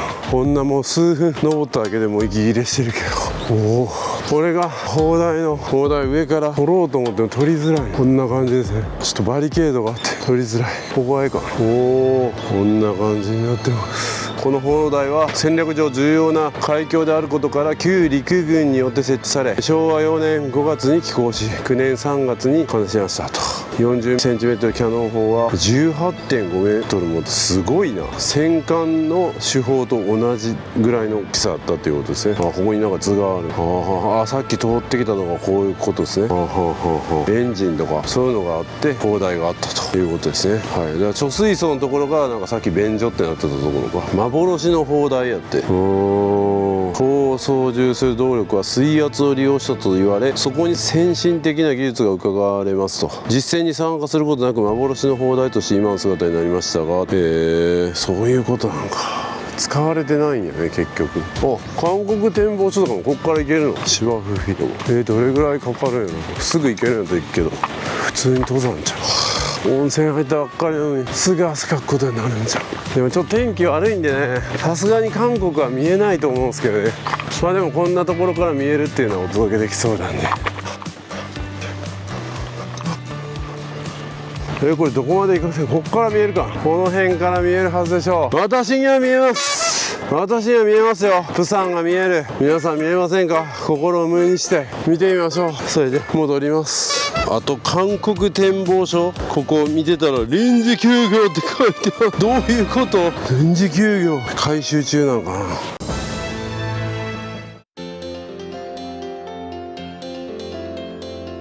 今さっき看板があって、やっぱリニューアル工事中みたいですね。リニューアルされた時また見たいですね。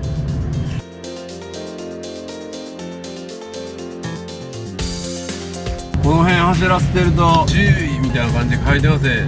対馬山猫飛び出し注意みたいな。出てきますかね。対馬山猫大スクープ撮れるか。もうカメラ身構えておりますよ。出てきたらすぐ撮れるようにしときたい。今道路にも山猫注意って書いてましたね。そんなこと書くんや。面白。見といてくださいよ。多分どこか出てきますよ。この辺でそうやな。対馬山猫いませんね。うわ、桜綺麗。あと微妙に雨が止まないな。何をこれ表してるんや。さあ、保護エリアに入りましたね。落石注意って書いて、結構ね本当に落石してるんですよね。ビビります。おーっと、山猫がいるじゃないですか。山猫の銅像があります。山猫の銅像、ついに対馬山猫に出会える。来たー。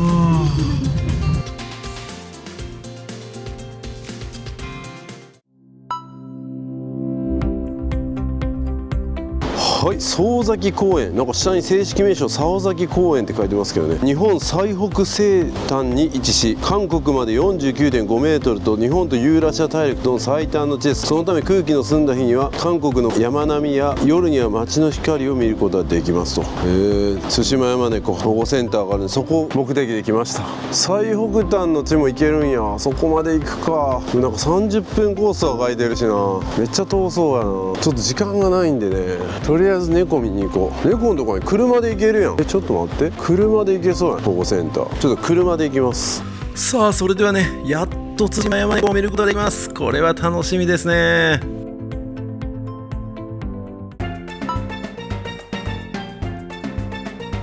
さあやってまいりました。対馬野生生物保護センター。もう野生の対馬山猫会えないんで、もうお金でなんとかするのが大人です。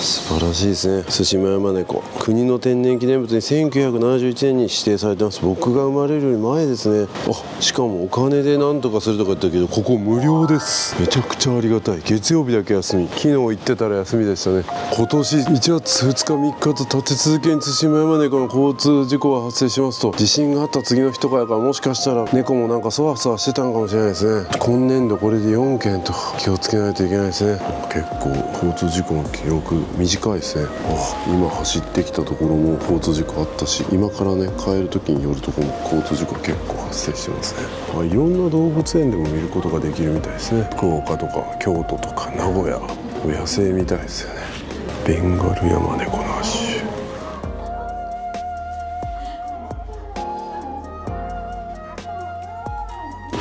すでにここから本物が見れます。静かにしないといけないです。引きますよ、見ますよ。3、2、1。おらへんや。上にいる。寝てるんか。あれどういう姿で寝てんのか。なんか変わった寝方してんな。こんな寝方する。モニターまである。こんな寝方するんよ。普通の猫と全然違う寝方するな。丸まって寝るんよ。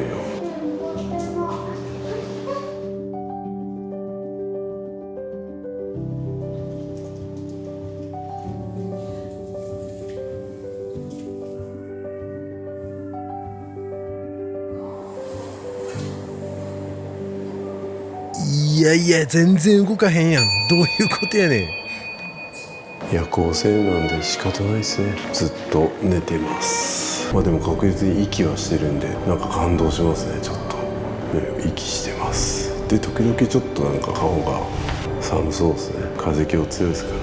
本当だったらこういう姿を見せてくれるみたいですね。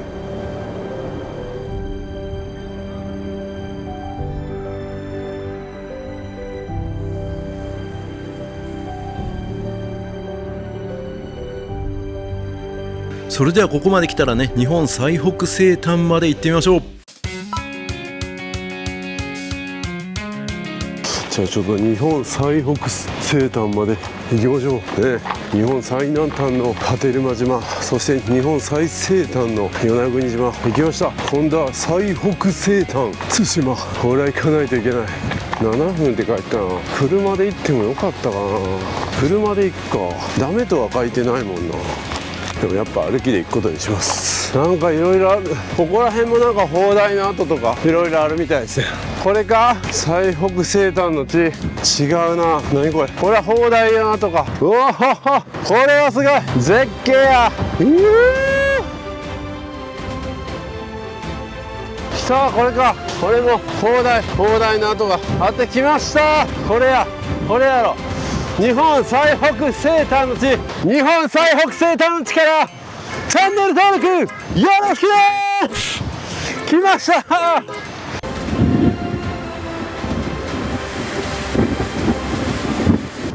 でもかすかに韓国っぽいものが見えているような気もします。うっすらと。私には見える、皆さんには見えませんかね。ちゃんとこの地図で見てみても、この先にはやっぱ韓国があります。韓国がちゃんとある。このまっすぐ行くと釜山があります。釜山が見えております。荒々しいですが釜山が見えてる。ここに灯台が、何かあったんでしょう。ここ看板が多分あったはずやのに吹き飛ばされてる。多分これかな。でここに張ってるんかな。それぐらいの風が吹き荒れてる。あれを使えば見えるんかな、韓国が。何にも見える。船が見える。おお、風が強い。吹き飛ばされる。おお、最高。こんな風体験もなかなかできない。まさにこんな荒波ととんでもない風の中、ね、他の国々から日本を守ってくださってるんですね。まさに僕たちに代わって日本を守ってくださってる場所です。ありがとう、ね、船で攻めてきても砲台の撃ち落とす、そんなことが行われてたんでしょうね。おお、こんな荒々しい時でもここに入ってしまえば風から逃れられる。さあそれではね、あと1個だけ神社寄ってそこから元の場所に戻りたいと思います。本当は6時までに行けばハンバーガー食べれるんですけど、間に合うかな。今3時半過ぎ、あと1軒行ってギリギリ間に合うか間に合うかっすね。頑張りたいと思います。いやー、天気がこんな感じでもね、見応えあったんで、いやほんと天気良ければね、もっと最高でしょうね。まあでも似合うな。明日晴れるんでね、もうずっと曇りとか風の動画だとちょっと重々しい雰囲気になるかもしれないですけど、明日大丈夫です。明日離島ならではの釣りとか登山絶景満を持してお届けしたいと思います。いやー、対馬ならではのね観光スポットが続きますが、次に行くところも対馬ならではの神社行きたいと思います。神社としてはこれが最後のスポットになります。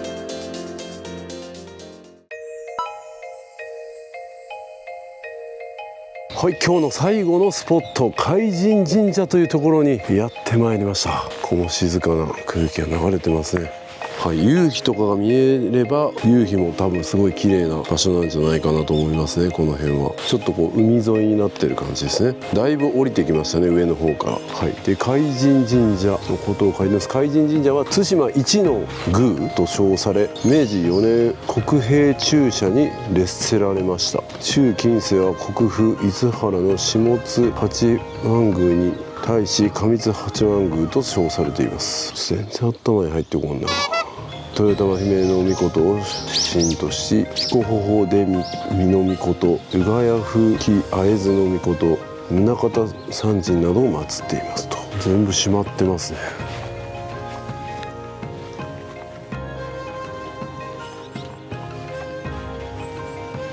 なぜこういう神社とかに来るとすごい風が、気持ちいい風がねこう吹き流れるんですかね。これ本当に稼働してるのかなっていうぐらいな感じやな。野鳥の森、ちょっとなんかやっぱ寂れた感じもあるんですよね。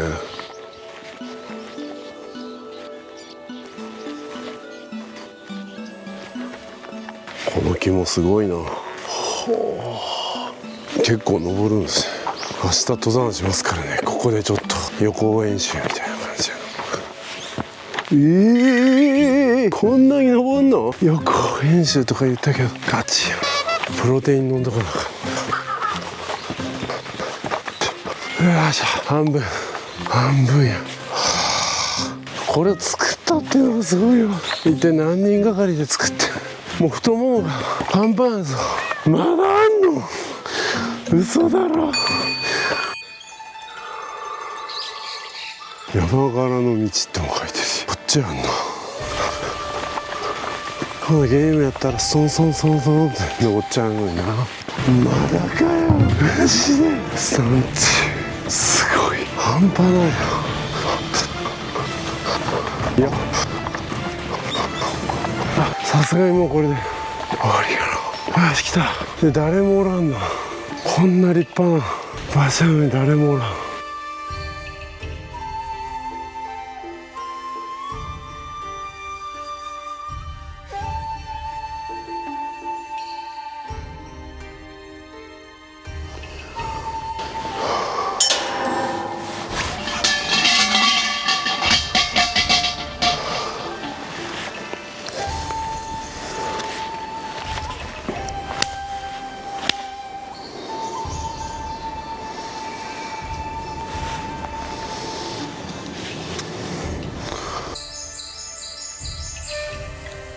野鳥の森で見られる鳥。いや、聞いたことないね。鳥の鳴き声がずっとしてます。聞いてみてください。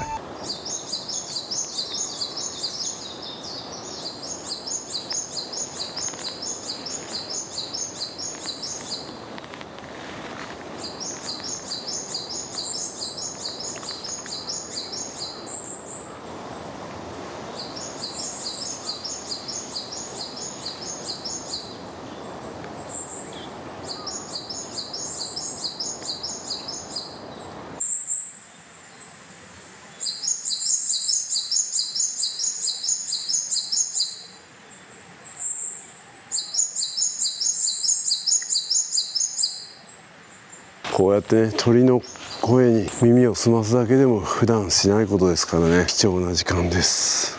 そしてまたこの階段を本当に明日登山できるんか。一番簡単なコースにしようと思ってるけど、きつい。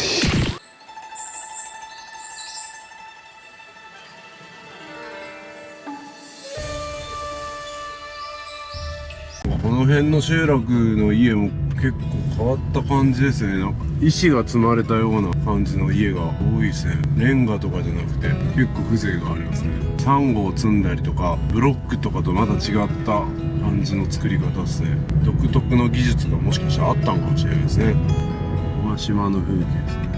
結構廃墟もあるな、いっぱい。今日は風とか強かったんでね、本当に落石とかも結構起こってて、本当大自然のままなと思いますね。それでは今日のね観光はここまでにして、飲み歩きに向かうためにホテルに戻りたいと思います。結構遠いですがね、人気のバーガー屋さん間に合うでしょうか。バーガー屋さん閉店でした。10分前にも店じまいしてました。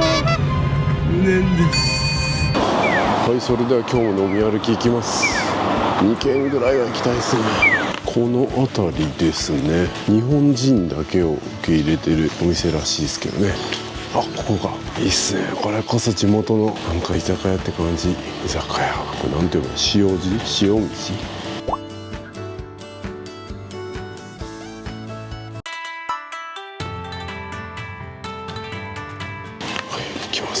でもなんか書いてるな。But sorry, I'm sorry, but only Japanese people can enter the store って書いてるな。クレジットカードなど使用できません。現金か。なるほど。OK。あ、じゃあ刺身の盛り合わせの多いっすね。これは何ですか。それは味の南蛮漬けです。ああ、これも一つあります。これは何ですか。一口カツ。あ、一口カツ。カニとかも対馬で取れるんですか。そうです。そのカニ対馬のカニです。じゃあこれも定食とか食べました方がいいな。わかめがいいです。いやいや。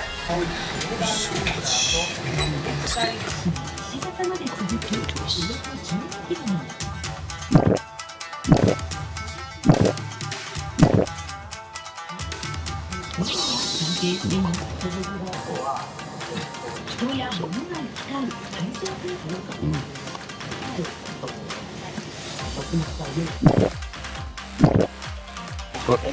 い、ありがとうございます。ありがとうございます。これもすごい。これで詳細です。刺身の説明。はい。はい、刺身の説明です。これがヤズヤズ。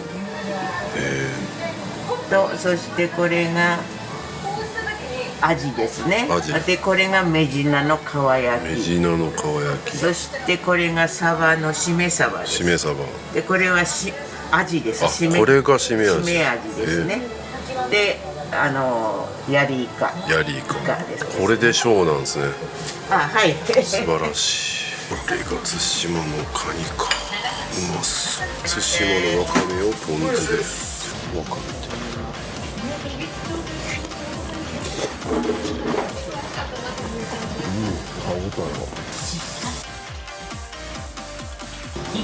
歯応え素晴らしい。しめ鯖。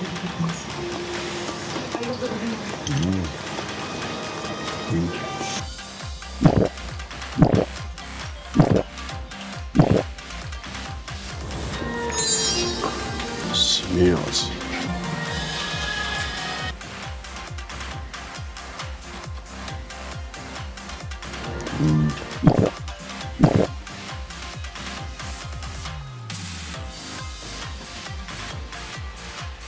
すみません、対馬の日本酒をもらいたいんですけど。はい。白酒なんですよ。はい。缶で対馬広いですね。広いでしょ。ね、結構車を昨日も今日も北から南まで。はい。そうなんですよ。結構運転してる時間が長かったです。でもやっぱ他のところでは見れないようなあんだけなんかその神社があるのとかも不思議ですよね。まあそうですね。狭かろって思わはるけど大きいですもんね。いや大きいですね。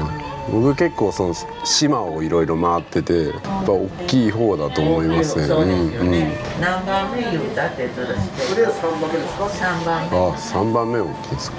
車がなかったらね回れないですもんね。観光化されてないけんね。来る人かわいそうですよ。車に乗れん人は。ああ、そうですね。乗れないですよ。まあでもこんだけ広いのを観光地化しようとか相当難しいと思いますけど。韓国の人がいっぱいおる。ああ、そうですね。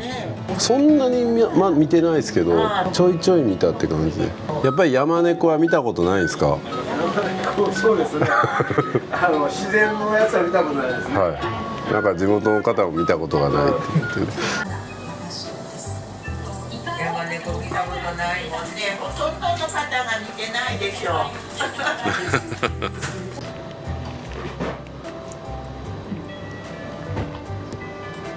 あ、美味しい。この日本酒美味しいですね。そうですか？甘いでしょ？なんですか、獺祭とか、なんか東方美人とか、そういう雪の豪奢とかここにありますけど、なんか結構近いですよね。美味しいと言われてるやつ。そうですね。フルーティーというか、写真に合う。カニ僕福井でいただいてきたばっかりやけど。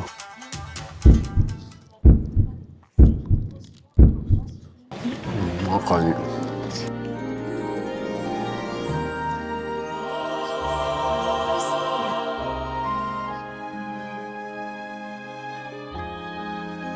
まりにも美味しかったんで追加で頼みました。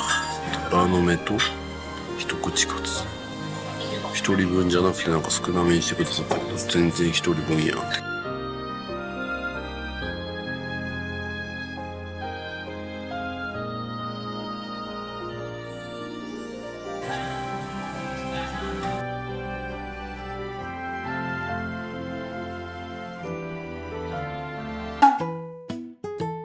いつもお店行こうと思ったら予約してないからそう閉まってるみたいな。今日も有名じゃないですか、ハンバーガー屋さんキヨ対馬バーガー、それ6時までやったんで間に合うかみたいな感じでちょっと急いで帰ったんですけど、で5時50分でもう閉店してたみたいな。すいませんみたいな。わざと言ってますね。いやいやわざとじゃないですけど、でもやっぱそういうのがある方が最初から作られた世界観じゃないじゃないですか。リアリティあるじゃないですか。旅のハプニング。そうそうそうそう。卵焼きがおすすめとのことで卵焼きも頼みました。ポテトサラダもついてくる。これ設備の仕方です。あそこ絶対控えですからね。卵焼き。めちゃくちゃうまいですね、卵焼き。こうなんか実家に帰ったような感じでね、テレビをこう見るところもいいですよね。島っぽくて。でも昨日も結構2軒目行こうかなと思ったとことか全部閉まってましたね。時間遅かった。いや多分月曜やからですかね。全然閉店時間より前やのにもう閉めてたりとか、いい映像が撮れました。僕のチャンネル的にはいい動画で。なんかそれを期待してるまである。いやそうなんですよ。最近なんかみんな期待してるから、YouTube やり始めた頃は閉まってたやつカットしてたんですよ。やっぱ役に立たへん情報やと思って、でも途中から自分が失敗したとこも入れていこうっていう方針に変えて、で入れたら思いのほか好評というか、もう定番みたいな感じでも必ず発生するんですよ。わざとその閉店とか定休日とか選んでるわけじゃなくて、ざっくり調べてだけで行ったら大体どっかが、まあ平日行ってるからね、余計絶対あるんで、土日とかは多分ないと思うんですけど、やっぱり人少ない時に撮影したいんで。そう。まああとは今安いっていうのもあるし、そう。もっと旅の毎日というか。いやそうですよ。あちこち行かれてます。3月はもうずっとでしたね。羨ましいですね。いえいえ。でも本当普通の旅ができなくなりますよ。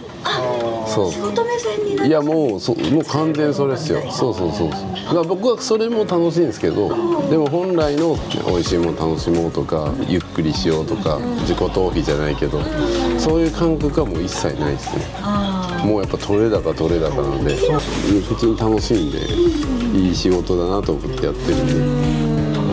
まあでも体力はめちゃ使いますね。いやー美味しかったですね。もう刺身が小で600何本でしたよ、あの量で。もう結構飲んで食ったけど4000円台でね。しかもね、視聴者さんに出会いまして、まあいろいろとなんか対馬のことをお話しして、それも楽しかったですね。いやそして卵焼き絶対食べた方がいいって言った卵焼きめっちゃ美味しかった。で2軒目今から行きたいと思います。2軒目閉まってるんじゃないですかとかって言われました。どんなキャラやねん俺は。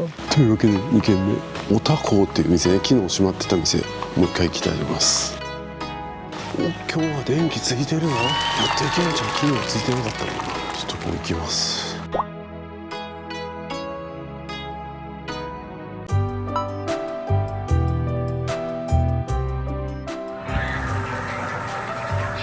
あ、それは食べます。はい。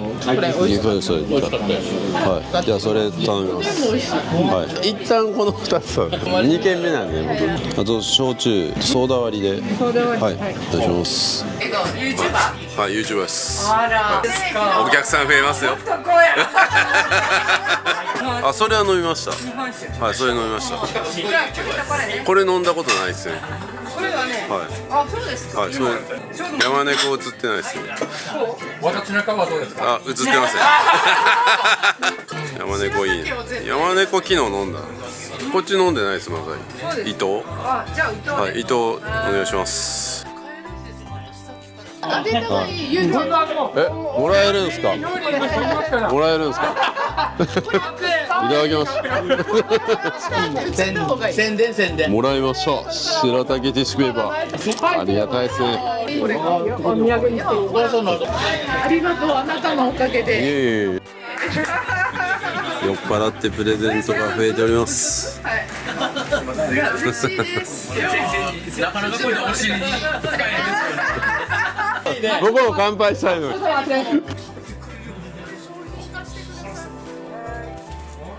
若い人でお今しないやつとか。対馬に乾杯。いいよき思い出に乾杯。すいません、片手すいません。ありがとうございます。日本のために守ってください。ありがとうございます。ありがとうございます。はい、乾杯。ありがとうございます。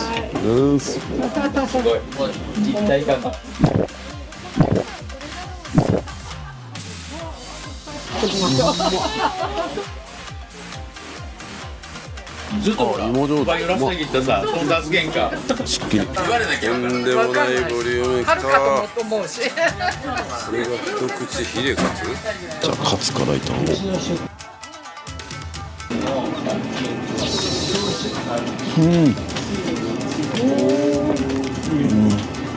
まっ。美味しい。これ肉も対馬の肉なんですか？対馬のお肉、あ、これはね、対馬のお肉じゃないんです。牛肉のたたき。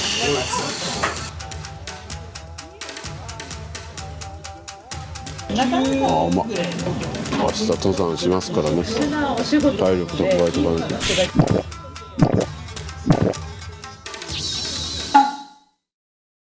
だからスナックとかも多いんか。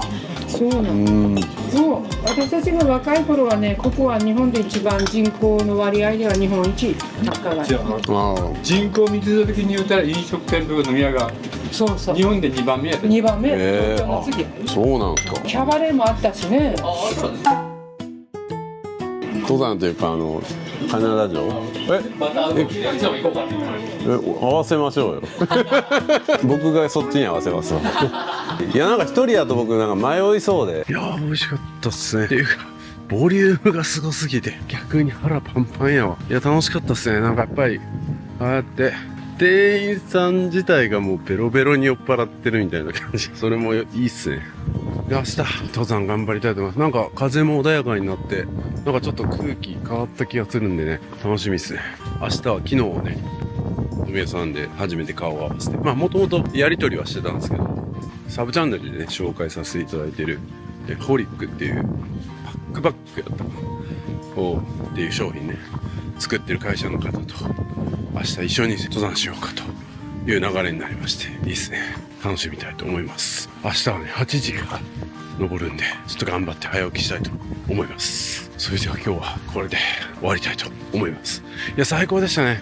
対馬にね2年間勤めてた人が対馬から離れたくないって言ったの分かるな。最高です。はい、今回ね登山を一緒に行っていただいた方の会社ではですね、僕がねいつも履いてるこのパンツ分かります？このパンツを作ってたりするんですよ。これ旅のパンツとしてすごい最適で、履いてる感じスーツとかにもね合いそうですし、カジュアルにも履けるし、今日僕ヒルトンとかいるんですけど、やっぱり半パンとかだとねラウンジとか行きづらいんですけど、これ履いてれば全然大丈夫。そしてベルトもしなくていいんですよ。ベルトしなくてもちゃんと締まってくれるんで、飛行機乗る時とかも安心ですよね。でポケットなんかもこうチャックがついてるので落としにくいと。ですごいストレッチ効いてるんで、いや旅にめちゃくちゃ最適です。旅するっていうとなんかめちゃくちゃゆるゆるになったりとかダボダボになったりとかしがちですけど、スマートにこう旅ができるみたいな、旅とね仕事が一緒になったようなアイテムで、まさに旅は自己投資のアイテムなんでぜひチェックしてみてください。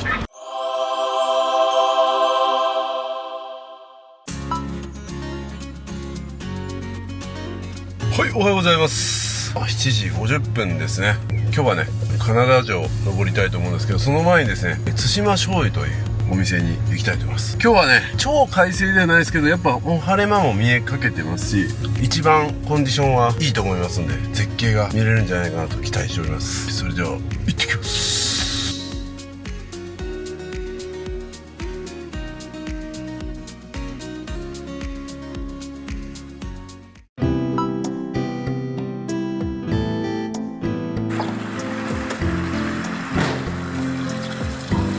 はい、まず今日の1軒目はですね対馬醤油江口株式会社というところで、ここの何を醤油見に行くんやみたいなね話を思うかもしれないですけど、なんとですねこれ焦がし醤油プリンとかね、めちゃくちゃうまそうなプリンとか売ってるんですよ。これは楽しみですね。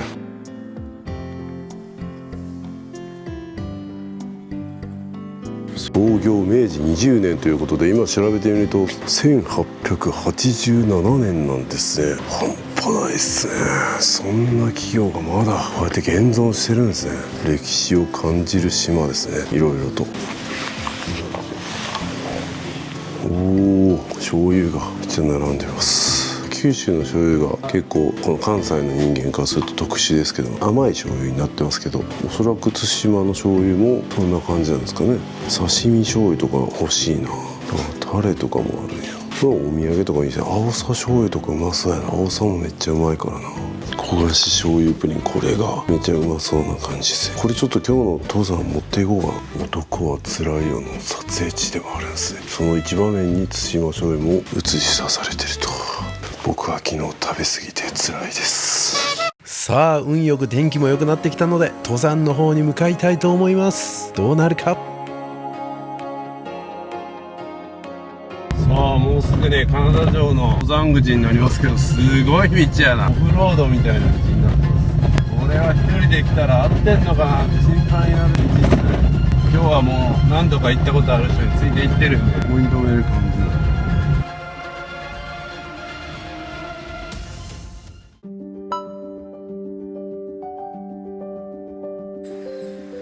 ついに行きます。すごい場所です。もう何も自販機もトイレもないところからのスタートになります。よかった。一人やったらちょっと引き返してたかもしれない。間違ってるんかなみたいな。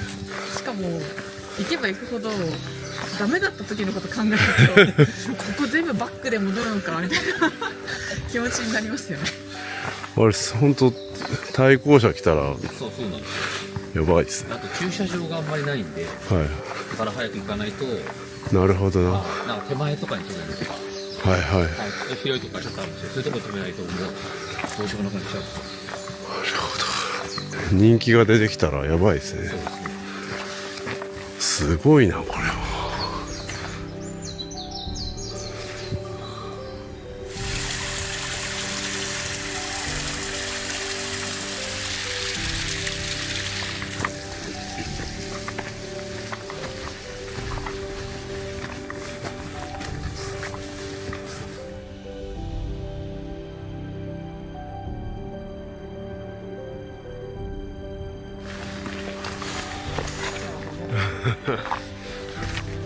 そろそろ一つ目の景色が素晴らしいところに行くそうですが、僕の体力はもう限界を迎えようとしてます。おお、これは素晴らしい。真珠の養殖が、しかも雲がいい感じでリフレクトしてる。あ、これ海か。海ですよ、はい。入り江になってる。すげえ、湖みたいや。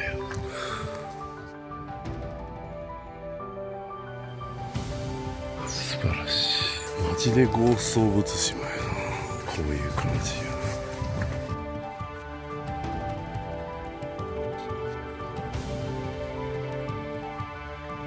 このなんかすごいな。あ、花田城の石垣なんや。こんなところにこんなものを作るというのがね、すごすぎる。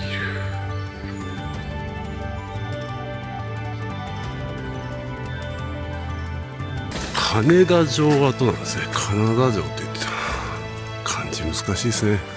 しかもなんかね、金なんかまた別の言い方はね。そうですね。なんかあんまり金田城って言っても通用してない気がする、して。はい、なんかね、違う言い方がある。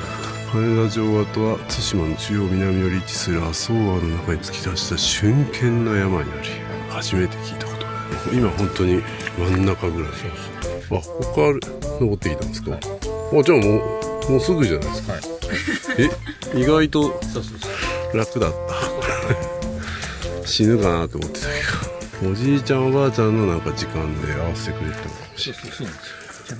なんとこの休憩所から折り返すみたいな感じになるんですね。危ない。これ僕一人で行ったらあっち行ってた。積んでたやつ。人に頼りって大事ですね。そんなことも教えてくれるんですね。金田城の登山はまさに旅の時間です。人に頼りましょう。自分一人の頭で考えたら違う方向行って積んでましたね。なんかやばいロープが。これはなんだ。謎のロープがある。倒れてきてる木がある。それの目印かな。あ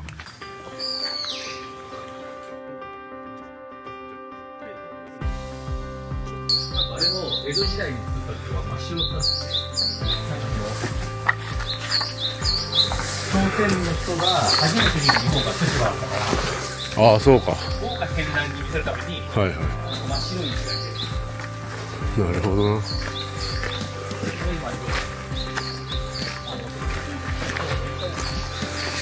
さっきのとこでも買い取ってほしかったね。ここは書いてません。頂上ここより徒歩10分。7分ぐらいで行けるかな。また同じような景色が。おお、これを作ったんですか。白い石。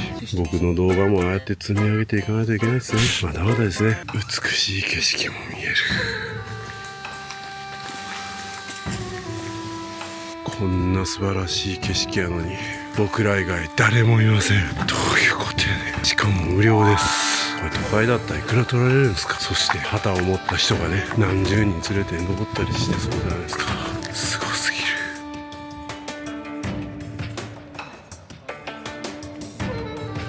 ここもまっすぐ行かずにこっち側ですね。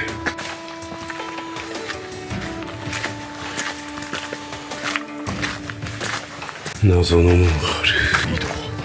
こんな山の上なのにこんな綺麗に。もうしかもなんか弾薬庫が、これは後からですよね。あ、はい、後からこれ弾薬庫まですごいよ。まあここも城山砲台屋と砲台があったんですね。彼女が彼方の木。彼方の木。へえ。彼方の木。ちょっと通っぽく皆さん彼方の木って言っちゃってください。保証はしませんけどね。ロシアの対日露戦争の時に砲台が建造されたと。どうやってこんなん作ったんやろう。いや、道を運んだんですよね。重機とかも上がったっていうこと？日露戦争の時やったらそんなにないですよね。すごいな。あ、でもこれまだ明るいっすよ。こ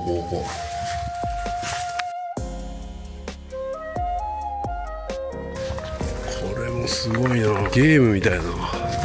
おお、またこ下に降りるとこあるけど。おお、これ落とし穴とかないやろな。おお、すごい。これは何や。来たー、すげえ。でもこれで終わりじゃないです。これ僕一人で来たら引っかかってましたね。うわ、めっちゃ綺麗今日。まだ頂上あります。皆さんお気をつけください。よかったですね、動画見て。ここに山頂って書いてあります。そんなにしんどくなかったですね。大人でも行けます。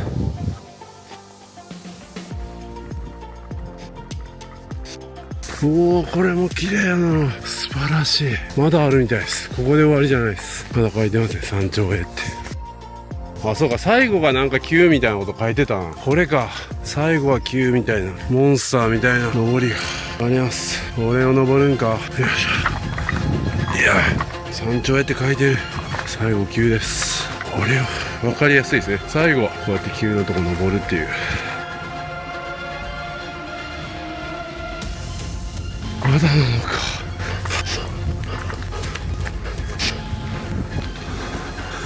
あります。ここだけ結構大変かもしれないですね。ただそんなに長くはないんで。なんかすごい急、ピザの爆弾が悲鳴を上げる。お、そろそろ終わりか。もう足が来た。注意事項書いてるけど全然見えん。素晴らしい。気持ちいい。雨の人は全然色がやっぱ違いますね。ああ、いい。さあ、この景色でこれをいただきます。これですね。最高やん。じゃあいただきます。最高の景色で。ちょうどいいぐらいですよね、ここ。そうなんかちょうどしんどくなるぐらいでつくから、ちょっと固めですね。ちょっと固めのプリ上そのままいただきます。あ、うん。お、うまっ。濃厚っすね。うん。で、醤油は下に入ってんのかな。これ焦がし醤油。焦がし醤油っていう名前がつくだけで魅力的に感じますね。神戸プリンとかと一緒ですね。じゃあちょっと焦がし醤油一緒にいただきます。おー、うまい。合うな。甘さがより引き立ちますね。うん、素晴らしい。これはうまいな。ここに登ってから食べるとよりうまいですね。もうこれセットですね。ワンセットで対馬醤油さんでプリンを買って金沢城を登る。これワンセットですね。いや、本当美味しいな。合いますね。奥深い味やな。ただただ甘いって感じじゃなくて、やっぱちょっと甘じょっぱい感じがまさに大人なデザートに仕上がってるな。ほんま昨日の天気何やったねんっていうぐらいのあれですね。昨日僕も暴風雨に歌いながら最北西端韓国が見えるはずもない。そうそう。でも若干見えてましたよ。うっすらと。そう、うっすらと。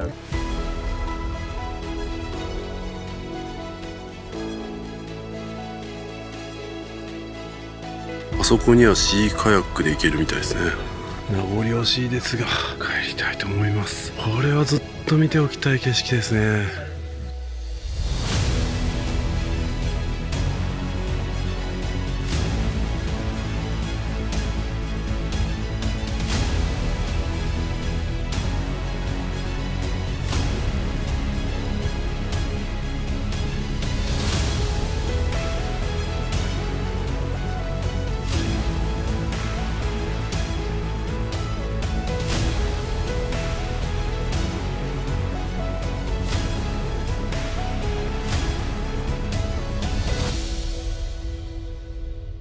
帰りも急なんで気をつけないといけない。下りを結構やばい。両手カメラ持ってるから落ちたら終わりや。ピザがおお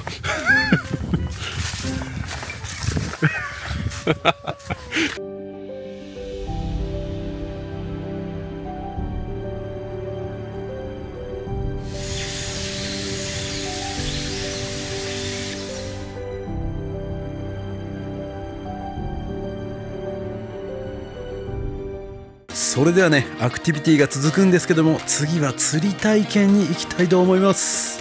果たして大物は釣れるんでしょうか。楽しみです。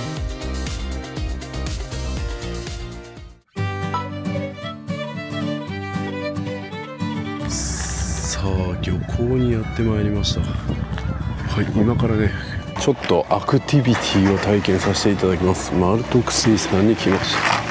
イルカがいる時もあるみたいですね。おお、本当や。おお、魚めっちゃいます。今日濁りが結構入ってます。あ、まだこれでも濁ってるんですか。それでトレードに。へえ。おお、すごい。こういう体験も。ああ、なるほど。あ、来た。おお、手づかみ体験。回遊丸で行きます。楽しみですね。どんな感じになるんですかね。行ってきます。いつもはもっと透明度が高い感じですか。そうですね。割と普段はもっと透き通って見えます。まあ時期にもよるんですね。雨水とかよりもこの時期になると濁り水が入る。で濁り水が入るとブリディとかが釣れ出すとか。なるほどなるほど。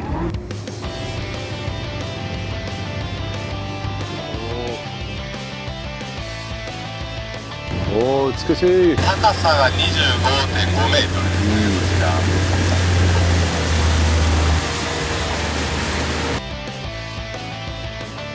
左手ですね。海なのに川みたいに潮が速いんですよ。ああ、本当や。走ってるんですけど、クラッチだけだと全然進まない。ああ、本当や。この潮の速さがですね、魚の生育。なるほど。にはとっても重要な役割を果たしています。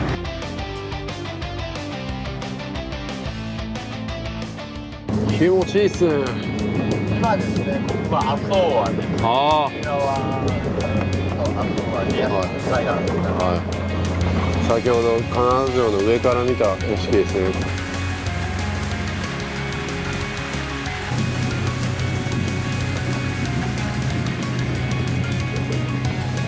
もう少しするともっと桜が咲く。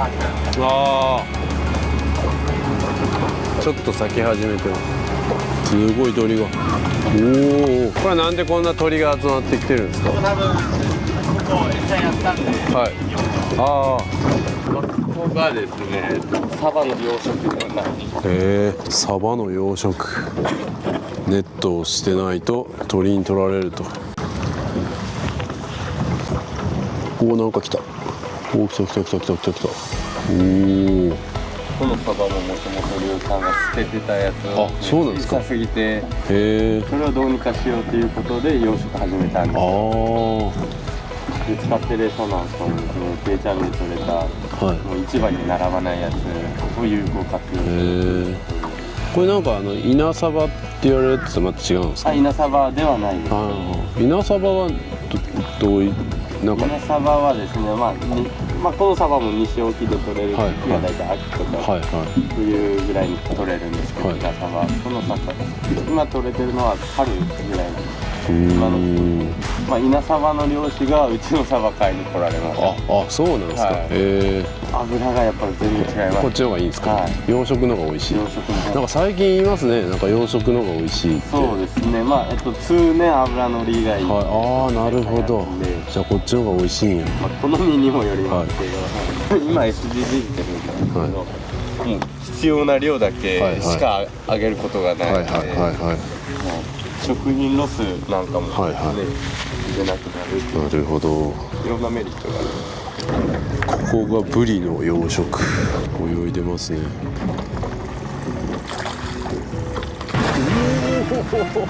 しい。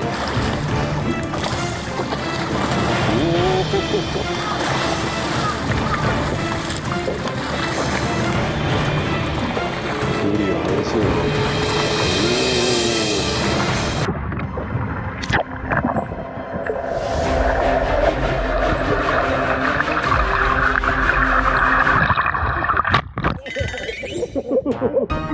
めっちゃ力強いですね。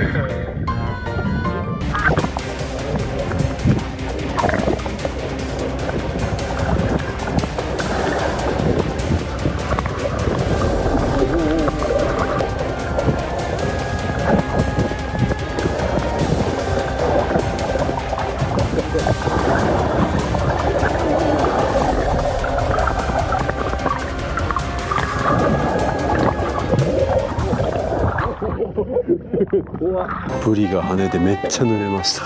濡れない格好で来ないといけないですね。今から素潜り漁に向かってるみたいです。すごいですね。でなんか天然って聞くと美味しく聞こえますけど、実は養殖の方が今は美味しいっていうね、その常識を知らないといけない。すごい素潜り漁。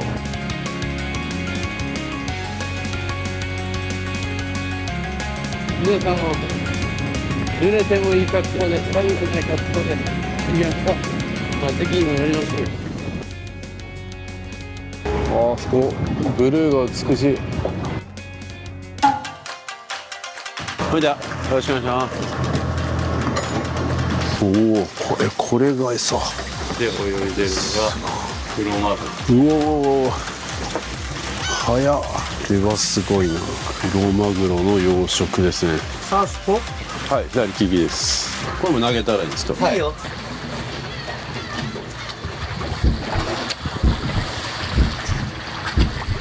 おお、すごい。ちょっと入れてみようか。カメラは食べるね、さすがにマグロは。どうやろ。ハムかもよ。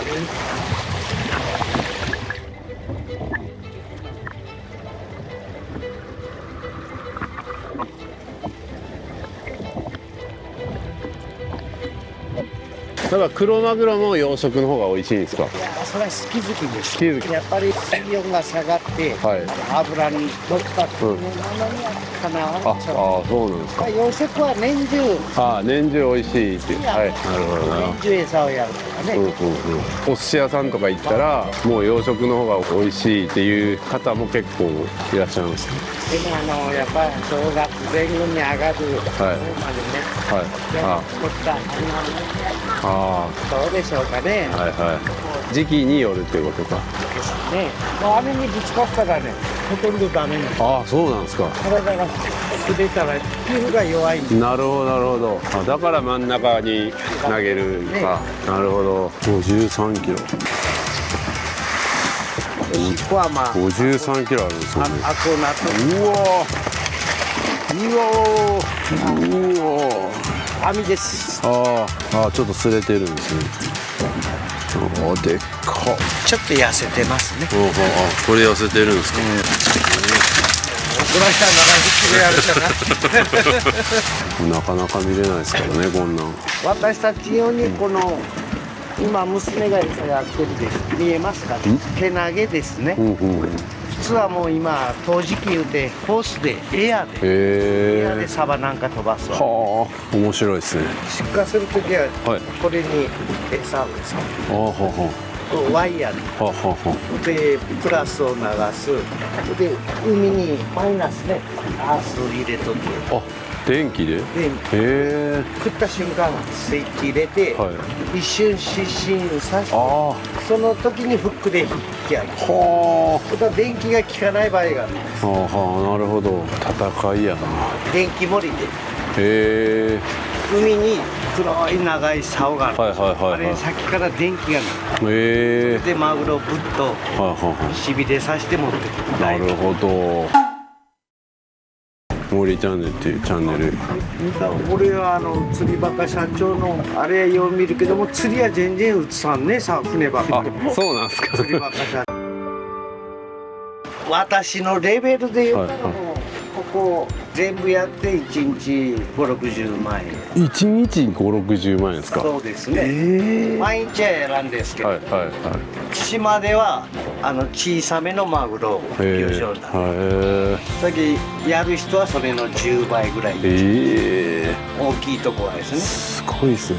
でもそれだけ高く売れるっていうことなんですよ。いやそうでもないですか。今はちょっと値段が下がって、正直厳しくなります。夏から秋はほぼ毎日。この冬は水温が下がったら2日に1回とか。そんな感じになるんですね。マグロ養殖の餌は1回冷凍、48時間以上冷凍にかける。アニサキスを殺すために。死滅さすために。解凍した餌を原則やってますね。こんなものを見れるということですね。ありがとうご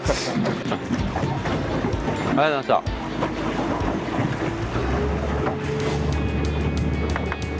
いや、貴重な体験です。面白い。何回かはあります。はい、なんかそう連れて行かれてとか。釣れたらいいんですけど、白浜台、このくらいでも800いくらですよ。すごい。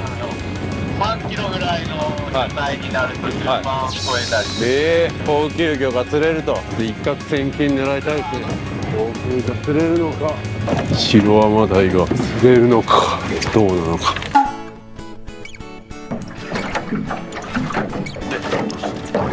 今一番下についた状態。上に上げて落としてあげる。ポンってくるの、その際落ちて上がってこう。でこう上げてでまた落とすみたいな。とりあえず一番下につけて。竿って基本ですね。このぐらいの位置がちょうどいいです。そしてでもまっすぐ。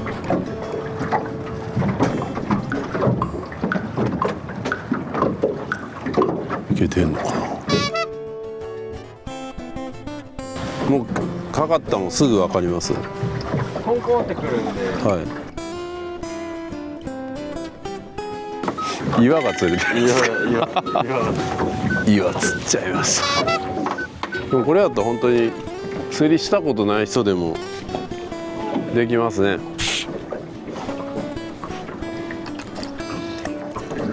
手ぶらでできるっていう。本当に寒くない格好と濡れてもいい格好だけ。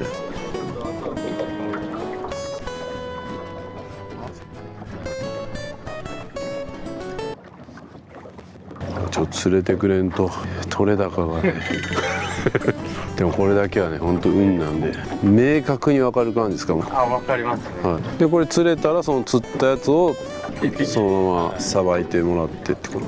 結構数釣れたお客様は。で加工場があるんで、そちらで真空パックにしてそれ嬉しいですね。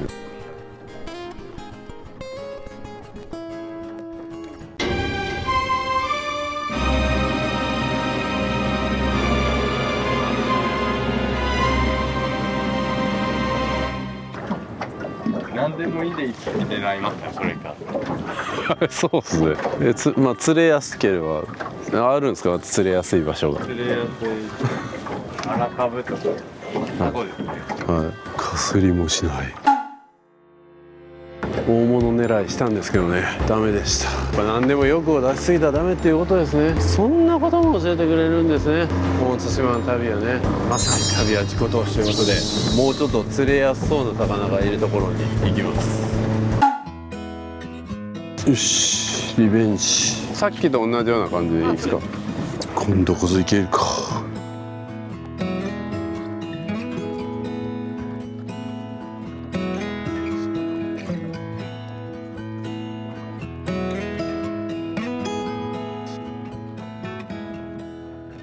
また釣れず次の場所に向かいます。本当釣れるんかこれ。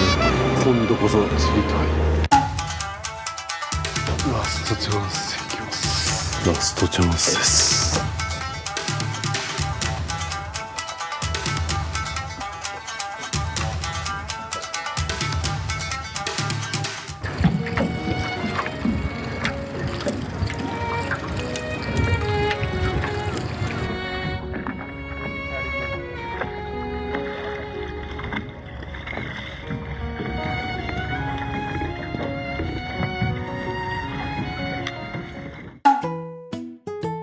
いけすの釣ります一匹。まあ実際お客さんも。あ、いいですか。はい、それしますか。反則技っすね。まあ最悪こう釣れんかっても体験はできるっていう、ね、ことですね。で必ずうちは引きの体験までしてもらいます。釣れずでなくても。素晴らしい。やらせとかされます？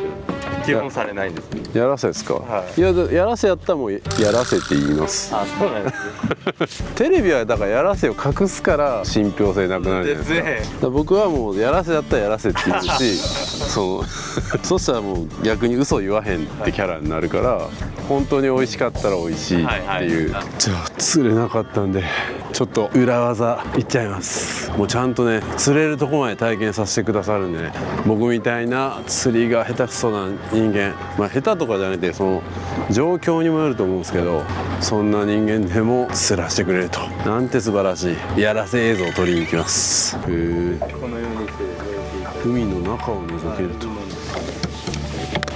おー、海藻がないでしょ。はいはい、以前は船が通れるぐらい海藻があったんです。船も通れなくなるぐらい。なんでなくなったんですか。食害魚とか磯、海藻がない状態を磯焼けっていうんですけど、イスズミ、こいつが磯を食べたみたいです。うわ、牙がすごい。これは人間が食べれるんですか。いや、今までは商品価値が全くなかったんです。食害魚っていう、猫またぎって言って、猫もまたいで食べないっていう魚なんです。全然美味しくないですか。全然美味しくないんです。そんな美味しくない魚とかあるんですね。でもこれをどうにかしようっていうことで、宗介プロジェクトって言ってプロジェクト立ち上げて、まあ宗介の意味なんですけど、海藻を増やすんだったら相互に良くなる。なるほどなるほど。美味しい食材に変えるとか、いろんな方々の思いを込めた壮大なプロジェクト。なるほどなるほど。おお、そうっすね。学校給食にも販売させて。じゃあ皆さん食べることで実際磯焼け対策につながる。なるほど。美味しく食べる。いらなかった魚が食べれるようになり、これが消費されることにより海藻も増えると。素晴らしい。素晴らしいプロジェクトですね。実際私たちにできることっていうところでもう伝えることしかできないんですよね。で、漁業者と一般の方ってなかなか接点がないんで、そこをつなげる役割っていうところで、実際海がですね、私たち家族つないでるんですよ。じゃあ今度はどうするかって、海と人をつなぐ、未来をつなぐっていうところが私たちにできることではないかなって思ってます。素晴らしいです。応援していきたい活動ですね。ぜひ皆さん対馬に来たら、こういった体験をすることで対馬の漁業を守っていくことにつながると。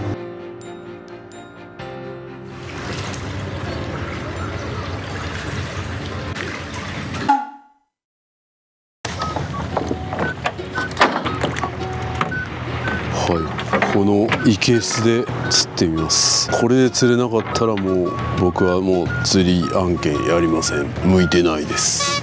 一発勝負になります。はい、何が釣れるか分かりません。クエまで釣れるかもしれません。これで釣れなかったらもう僕はもう釣り業界から追放です。もうそもそもいませんけど、なかなか引かないんですよ。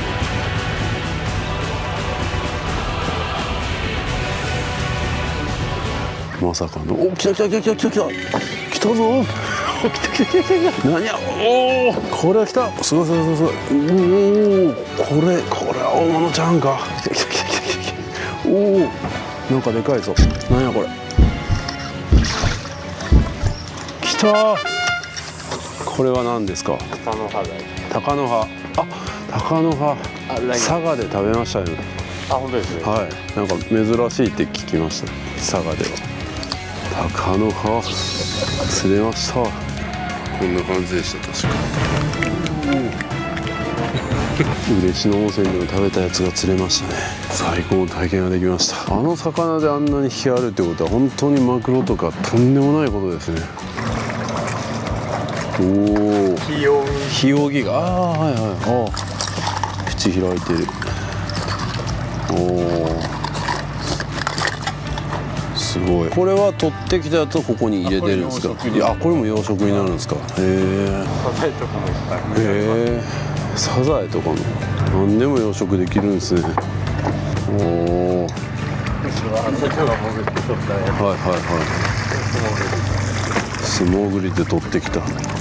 おお、すごい。すごい。なるほどな。これがお店に並んでいくわけですね。何って思ってます？牡蠣？何これ？ウニ。ウニ、ああ、ウニか。あ、これか。おお、すごい。こんな色なんですね。餌がキャベツ。あ、餌がキャベツなんや。廃棄されるキャベツを入れる。さあ、それではね、先ほど見せていただいた養殖のサバなどが食べられるお店に行きたいと思います。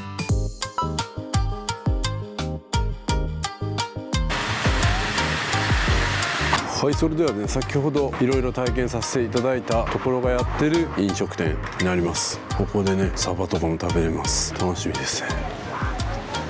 はい、ちょっと撮影用に別の部屋で撮らせていただくことになりました。これが宗介のメンチカツ、はい、養殖してたやつですよね。そうですね、はい、でこれがのどぐろ、はい、これが宗介ね。今までは食べるとこもなくて困ってたものを食べれるようにしたと。どんな味なんですかね、想像つかないですね。これを食べることによって海藻も出てくるということですね。まずは宗介のカツ食べてみたいと思います。初めてですからね。でまずはちょっとタルタルソースにもつけずにこれだけいただいてみたいと思います。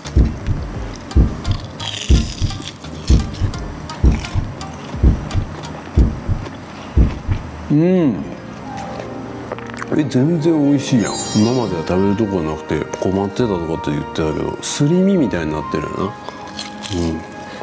なんて言ったんやろ、普通にめちゃくちゃ美味しいけど、かまぼこのすり身揚げみたいな、まあカツですけどね、カツですけど、全然タルタルソースなくてもすごいうまみがジュワーッと溢れてきて、どういう風に作ってるんやろ。本当に今まで捨てられてたとかもったいないですね。こんな美味しいのに毎日食べれるレベルですよ。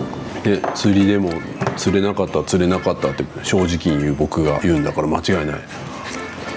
ああ、何に近いんやろな。なんか普通にこれバーガーとかにしてもうまそうやし、ソースかけても美味しそうやし、なんか何にでも合いそう。全然なんか万能な気がするけど、ここまででも来るのにすごい時間かかったりしたんでしょうね。でこれが養殖のサバ。養殖のサバ、養殖の方がうまいって言ってましたね。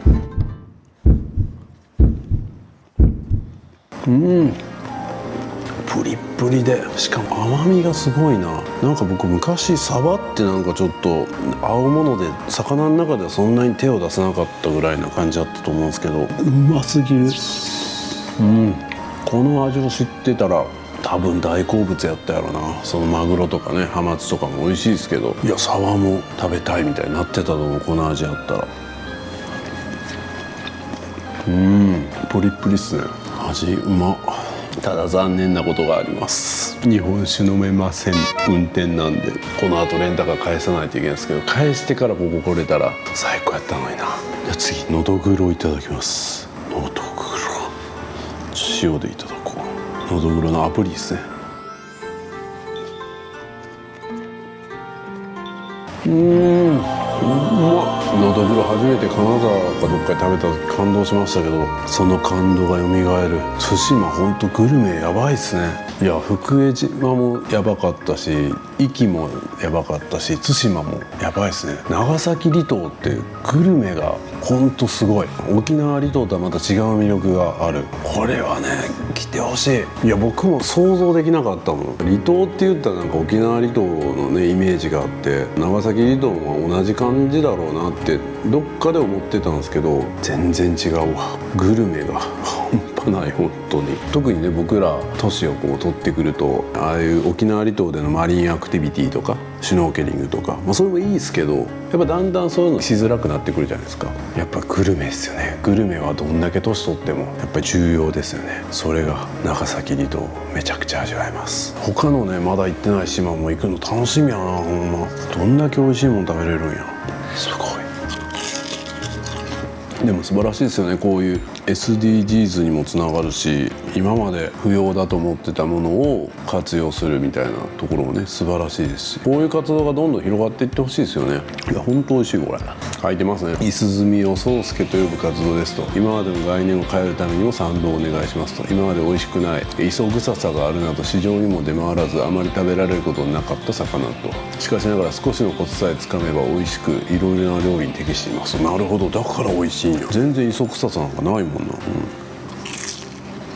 駆除し食することで海藻を増やすと。で海藻が増えることで魚の産卵する場所、魚の住処が増え、量も魚も相互に良くなると。そういう工夫で美味しい惣菜へ変わる。一人では到底無理なプロジェクトですと。たくさんの方のそう思いですね、思いを寄せていただき、この壮大なプロジェクト成功しますよ。皆さんのご協力をお願いいたしますと。素晴らしいですね。ただただ美味しいものを提供するっていうだけじゃなくて、これはぜひ食べてほしい。ほんとジューシーで美味しい。なんかこのプロジェクトだから言ってるわけじゃなくて、これがもうちょっと美味しくなくても応援したいプロジェクトじゃないですか。ちゃんと美味しいですからね。それが素晴らしい。いやーこれでね対馬の旅がほぼほぼ今回終わりました。いや最初はねもう天気も悪かったですし、本当に楽しめるのかなって半信半疑だったんですけど、やっぱ雨が降って風が強くてもそれはそれで雰囲気楽しめましたし、でこうやってね最終日晴れてくれて、晴れたらやっぱ気持ちいいですし、どっちにしろ楽しめたなと思いますね。いや本当に良かった。雨が降ったら全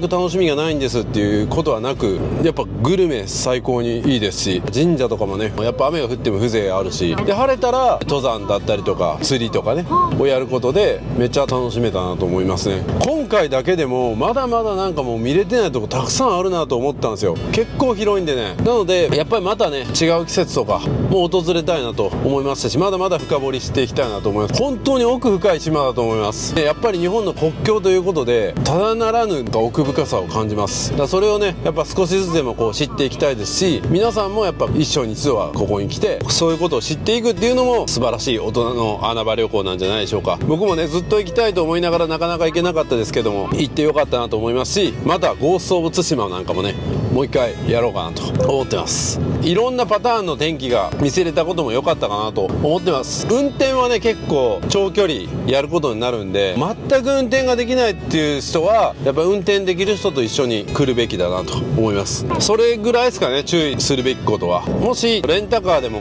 軽音の方が便利だと思うんですよ。その細い道とかねだと思うんですけど、ちょっと腰とかは痛くなる可能性あるので分厚めのクッション持っていっとくとかも一つの手だと思います。はい、じゃあレンタカー返すとこ到着しました。返します。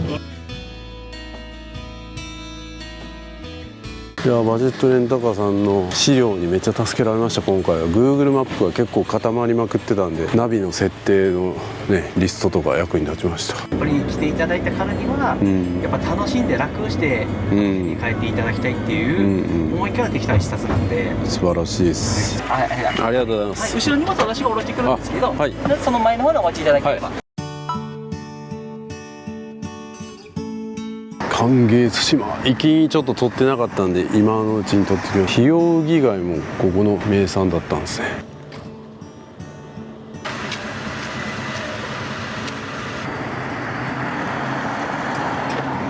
頑張ってません。あ、どんこしいたけ食べましたね。取れたてのどんこし、対馬のどんこしいたけ行きましたね。これ三浦海水浴場も行きましたね。ここは行ってない、ここも行ってないな。結構まだまだ行ってないとこありますね。行きましたね。烏帽子岳、金田の木跡、金田城行きましたね。筒崎岬も行ったかな、多分行ってないか。あ、行きましたね。でも天気悪かったんでなんか全然印象が違う。素晴らしい。はい、お願いします。大きめのね、お土産販売ありますね。なんか買って帰ろうかな。対馬アナゴ麺べいとかあるな。お、対馬山猫の T シャツあるじゃないですか。これ欲しいな。こっちが欲しいな。これ M サイズしかないやん。まさかのこれ M サイズしかない。痩せるしかないやん。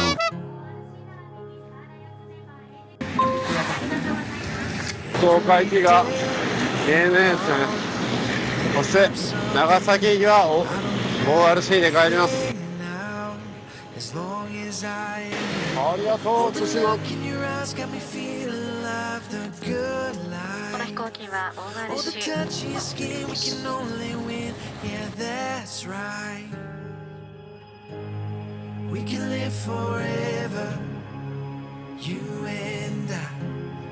Keep on driving till the sunrise.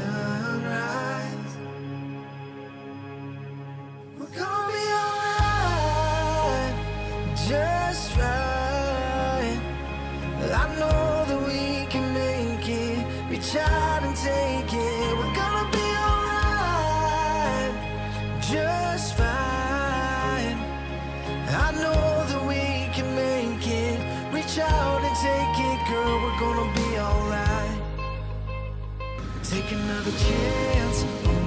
ありがとう、対馬。長崎帰ってきました。あっという間ですね。30分。さあ、このまま神戸まで帰ります。いやー、今回はね、福江島、壱岐、対馬と3つの島回りましたけども、どれも最高でしたね。どれも個性的で、もうつつけがたい素晴らしい場所でした。ありがとうございます。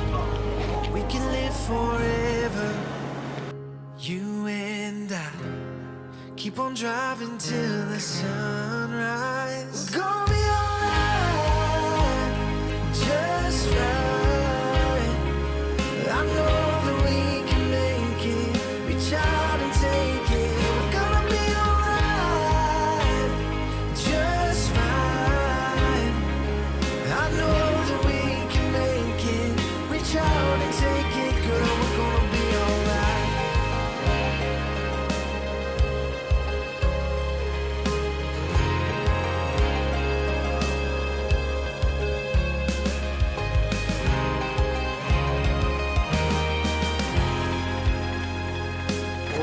あ、そうです。あ、本当ですか。ありがとう。ありがとうございます。ありがとうございます。あ、本当ですか。ありがとうございます。出会いましょう。ありがとうございます。僕の動画見て長崎に行ったそうです。ありがとうございます。いかがでしたでしょうか。一度では全てを味わい尽くせない奥深さのある離島で、グルメも絶景も本当に素晴らしい島でした。まさに一生に一度は行くべき、いや何度も行くべき大人の穴場旅行先と言えます。僕もまた対馬を訪れて、また今回とは違う魅力も見つけてみたいと思います。決して行きにくい離島ではないので、ぜひ皆様も足を運んでみてください。このような動画をもっと出してほしいと思ったら、ぜひ皆様のいいねコメントをお願いいたします。メンバーシップではここでは絶対に言えない旅の裏話や近況報告など、毎週動画を上げさせていただいております。メンバーも増えておりますので、ぜひ皆様の参加もお待ちしております。 LINE 登録でお得な情報を配信いたします。登録お願いします。僕と一緒に仕事したい方はぜひ気軽にメッセージください。詳しくは概要欄をご覧ください。人気の気流リュック、モーリーショップで買えます。旅行にめちゃくちゃ便利です。皆さん旅行行くのに気流リュック使ってますか？これ今僕着てるんですけど、見てください。これパッと見そんななんか物入ってるように見えないですけど、実はめっちゃ物入ってます。財布はここに入ってますし、名刺、パスポート、イヤホンも必要ですね。急にスイッチやりたくなったら任天堂スイッチあります。で対戦したいなって言ったらもう1本入ってます。それ入れても薄いんです。そして鍵ね、車の鍵つけたりとか財布だったりとかも入れることができます。財布何個入れんねんって話ですけどね。そして外側にももちろんポケットが2つついておりまして、除菌シートだったりとかも入れれますし、なんと後ろにですねペットボトルもですねこう入れることができるんですよ。これだけでもめっちゃ入るやんって思うけど、なんとこの後ろにですねパソコンまでこれだけ物が入ったらもう旅行先でご飯食べに出かけよう、でもスイッチやりたいかもしれんし、仕事ももしかしたら入るかもしれん、喉も渇くかもしれんみたいな、そんな心配性のあなたでも全部入れていきます。リュックとか背負ったらやっぱスリにあったり怖いじゃないですか。気力旅行する人には絶対必須です。旅は自己投資。僕のことをもっと知りたい方はサブチャンネルもチェックをお願いいたします。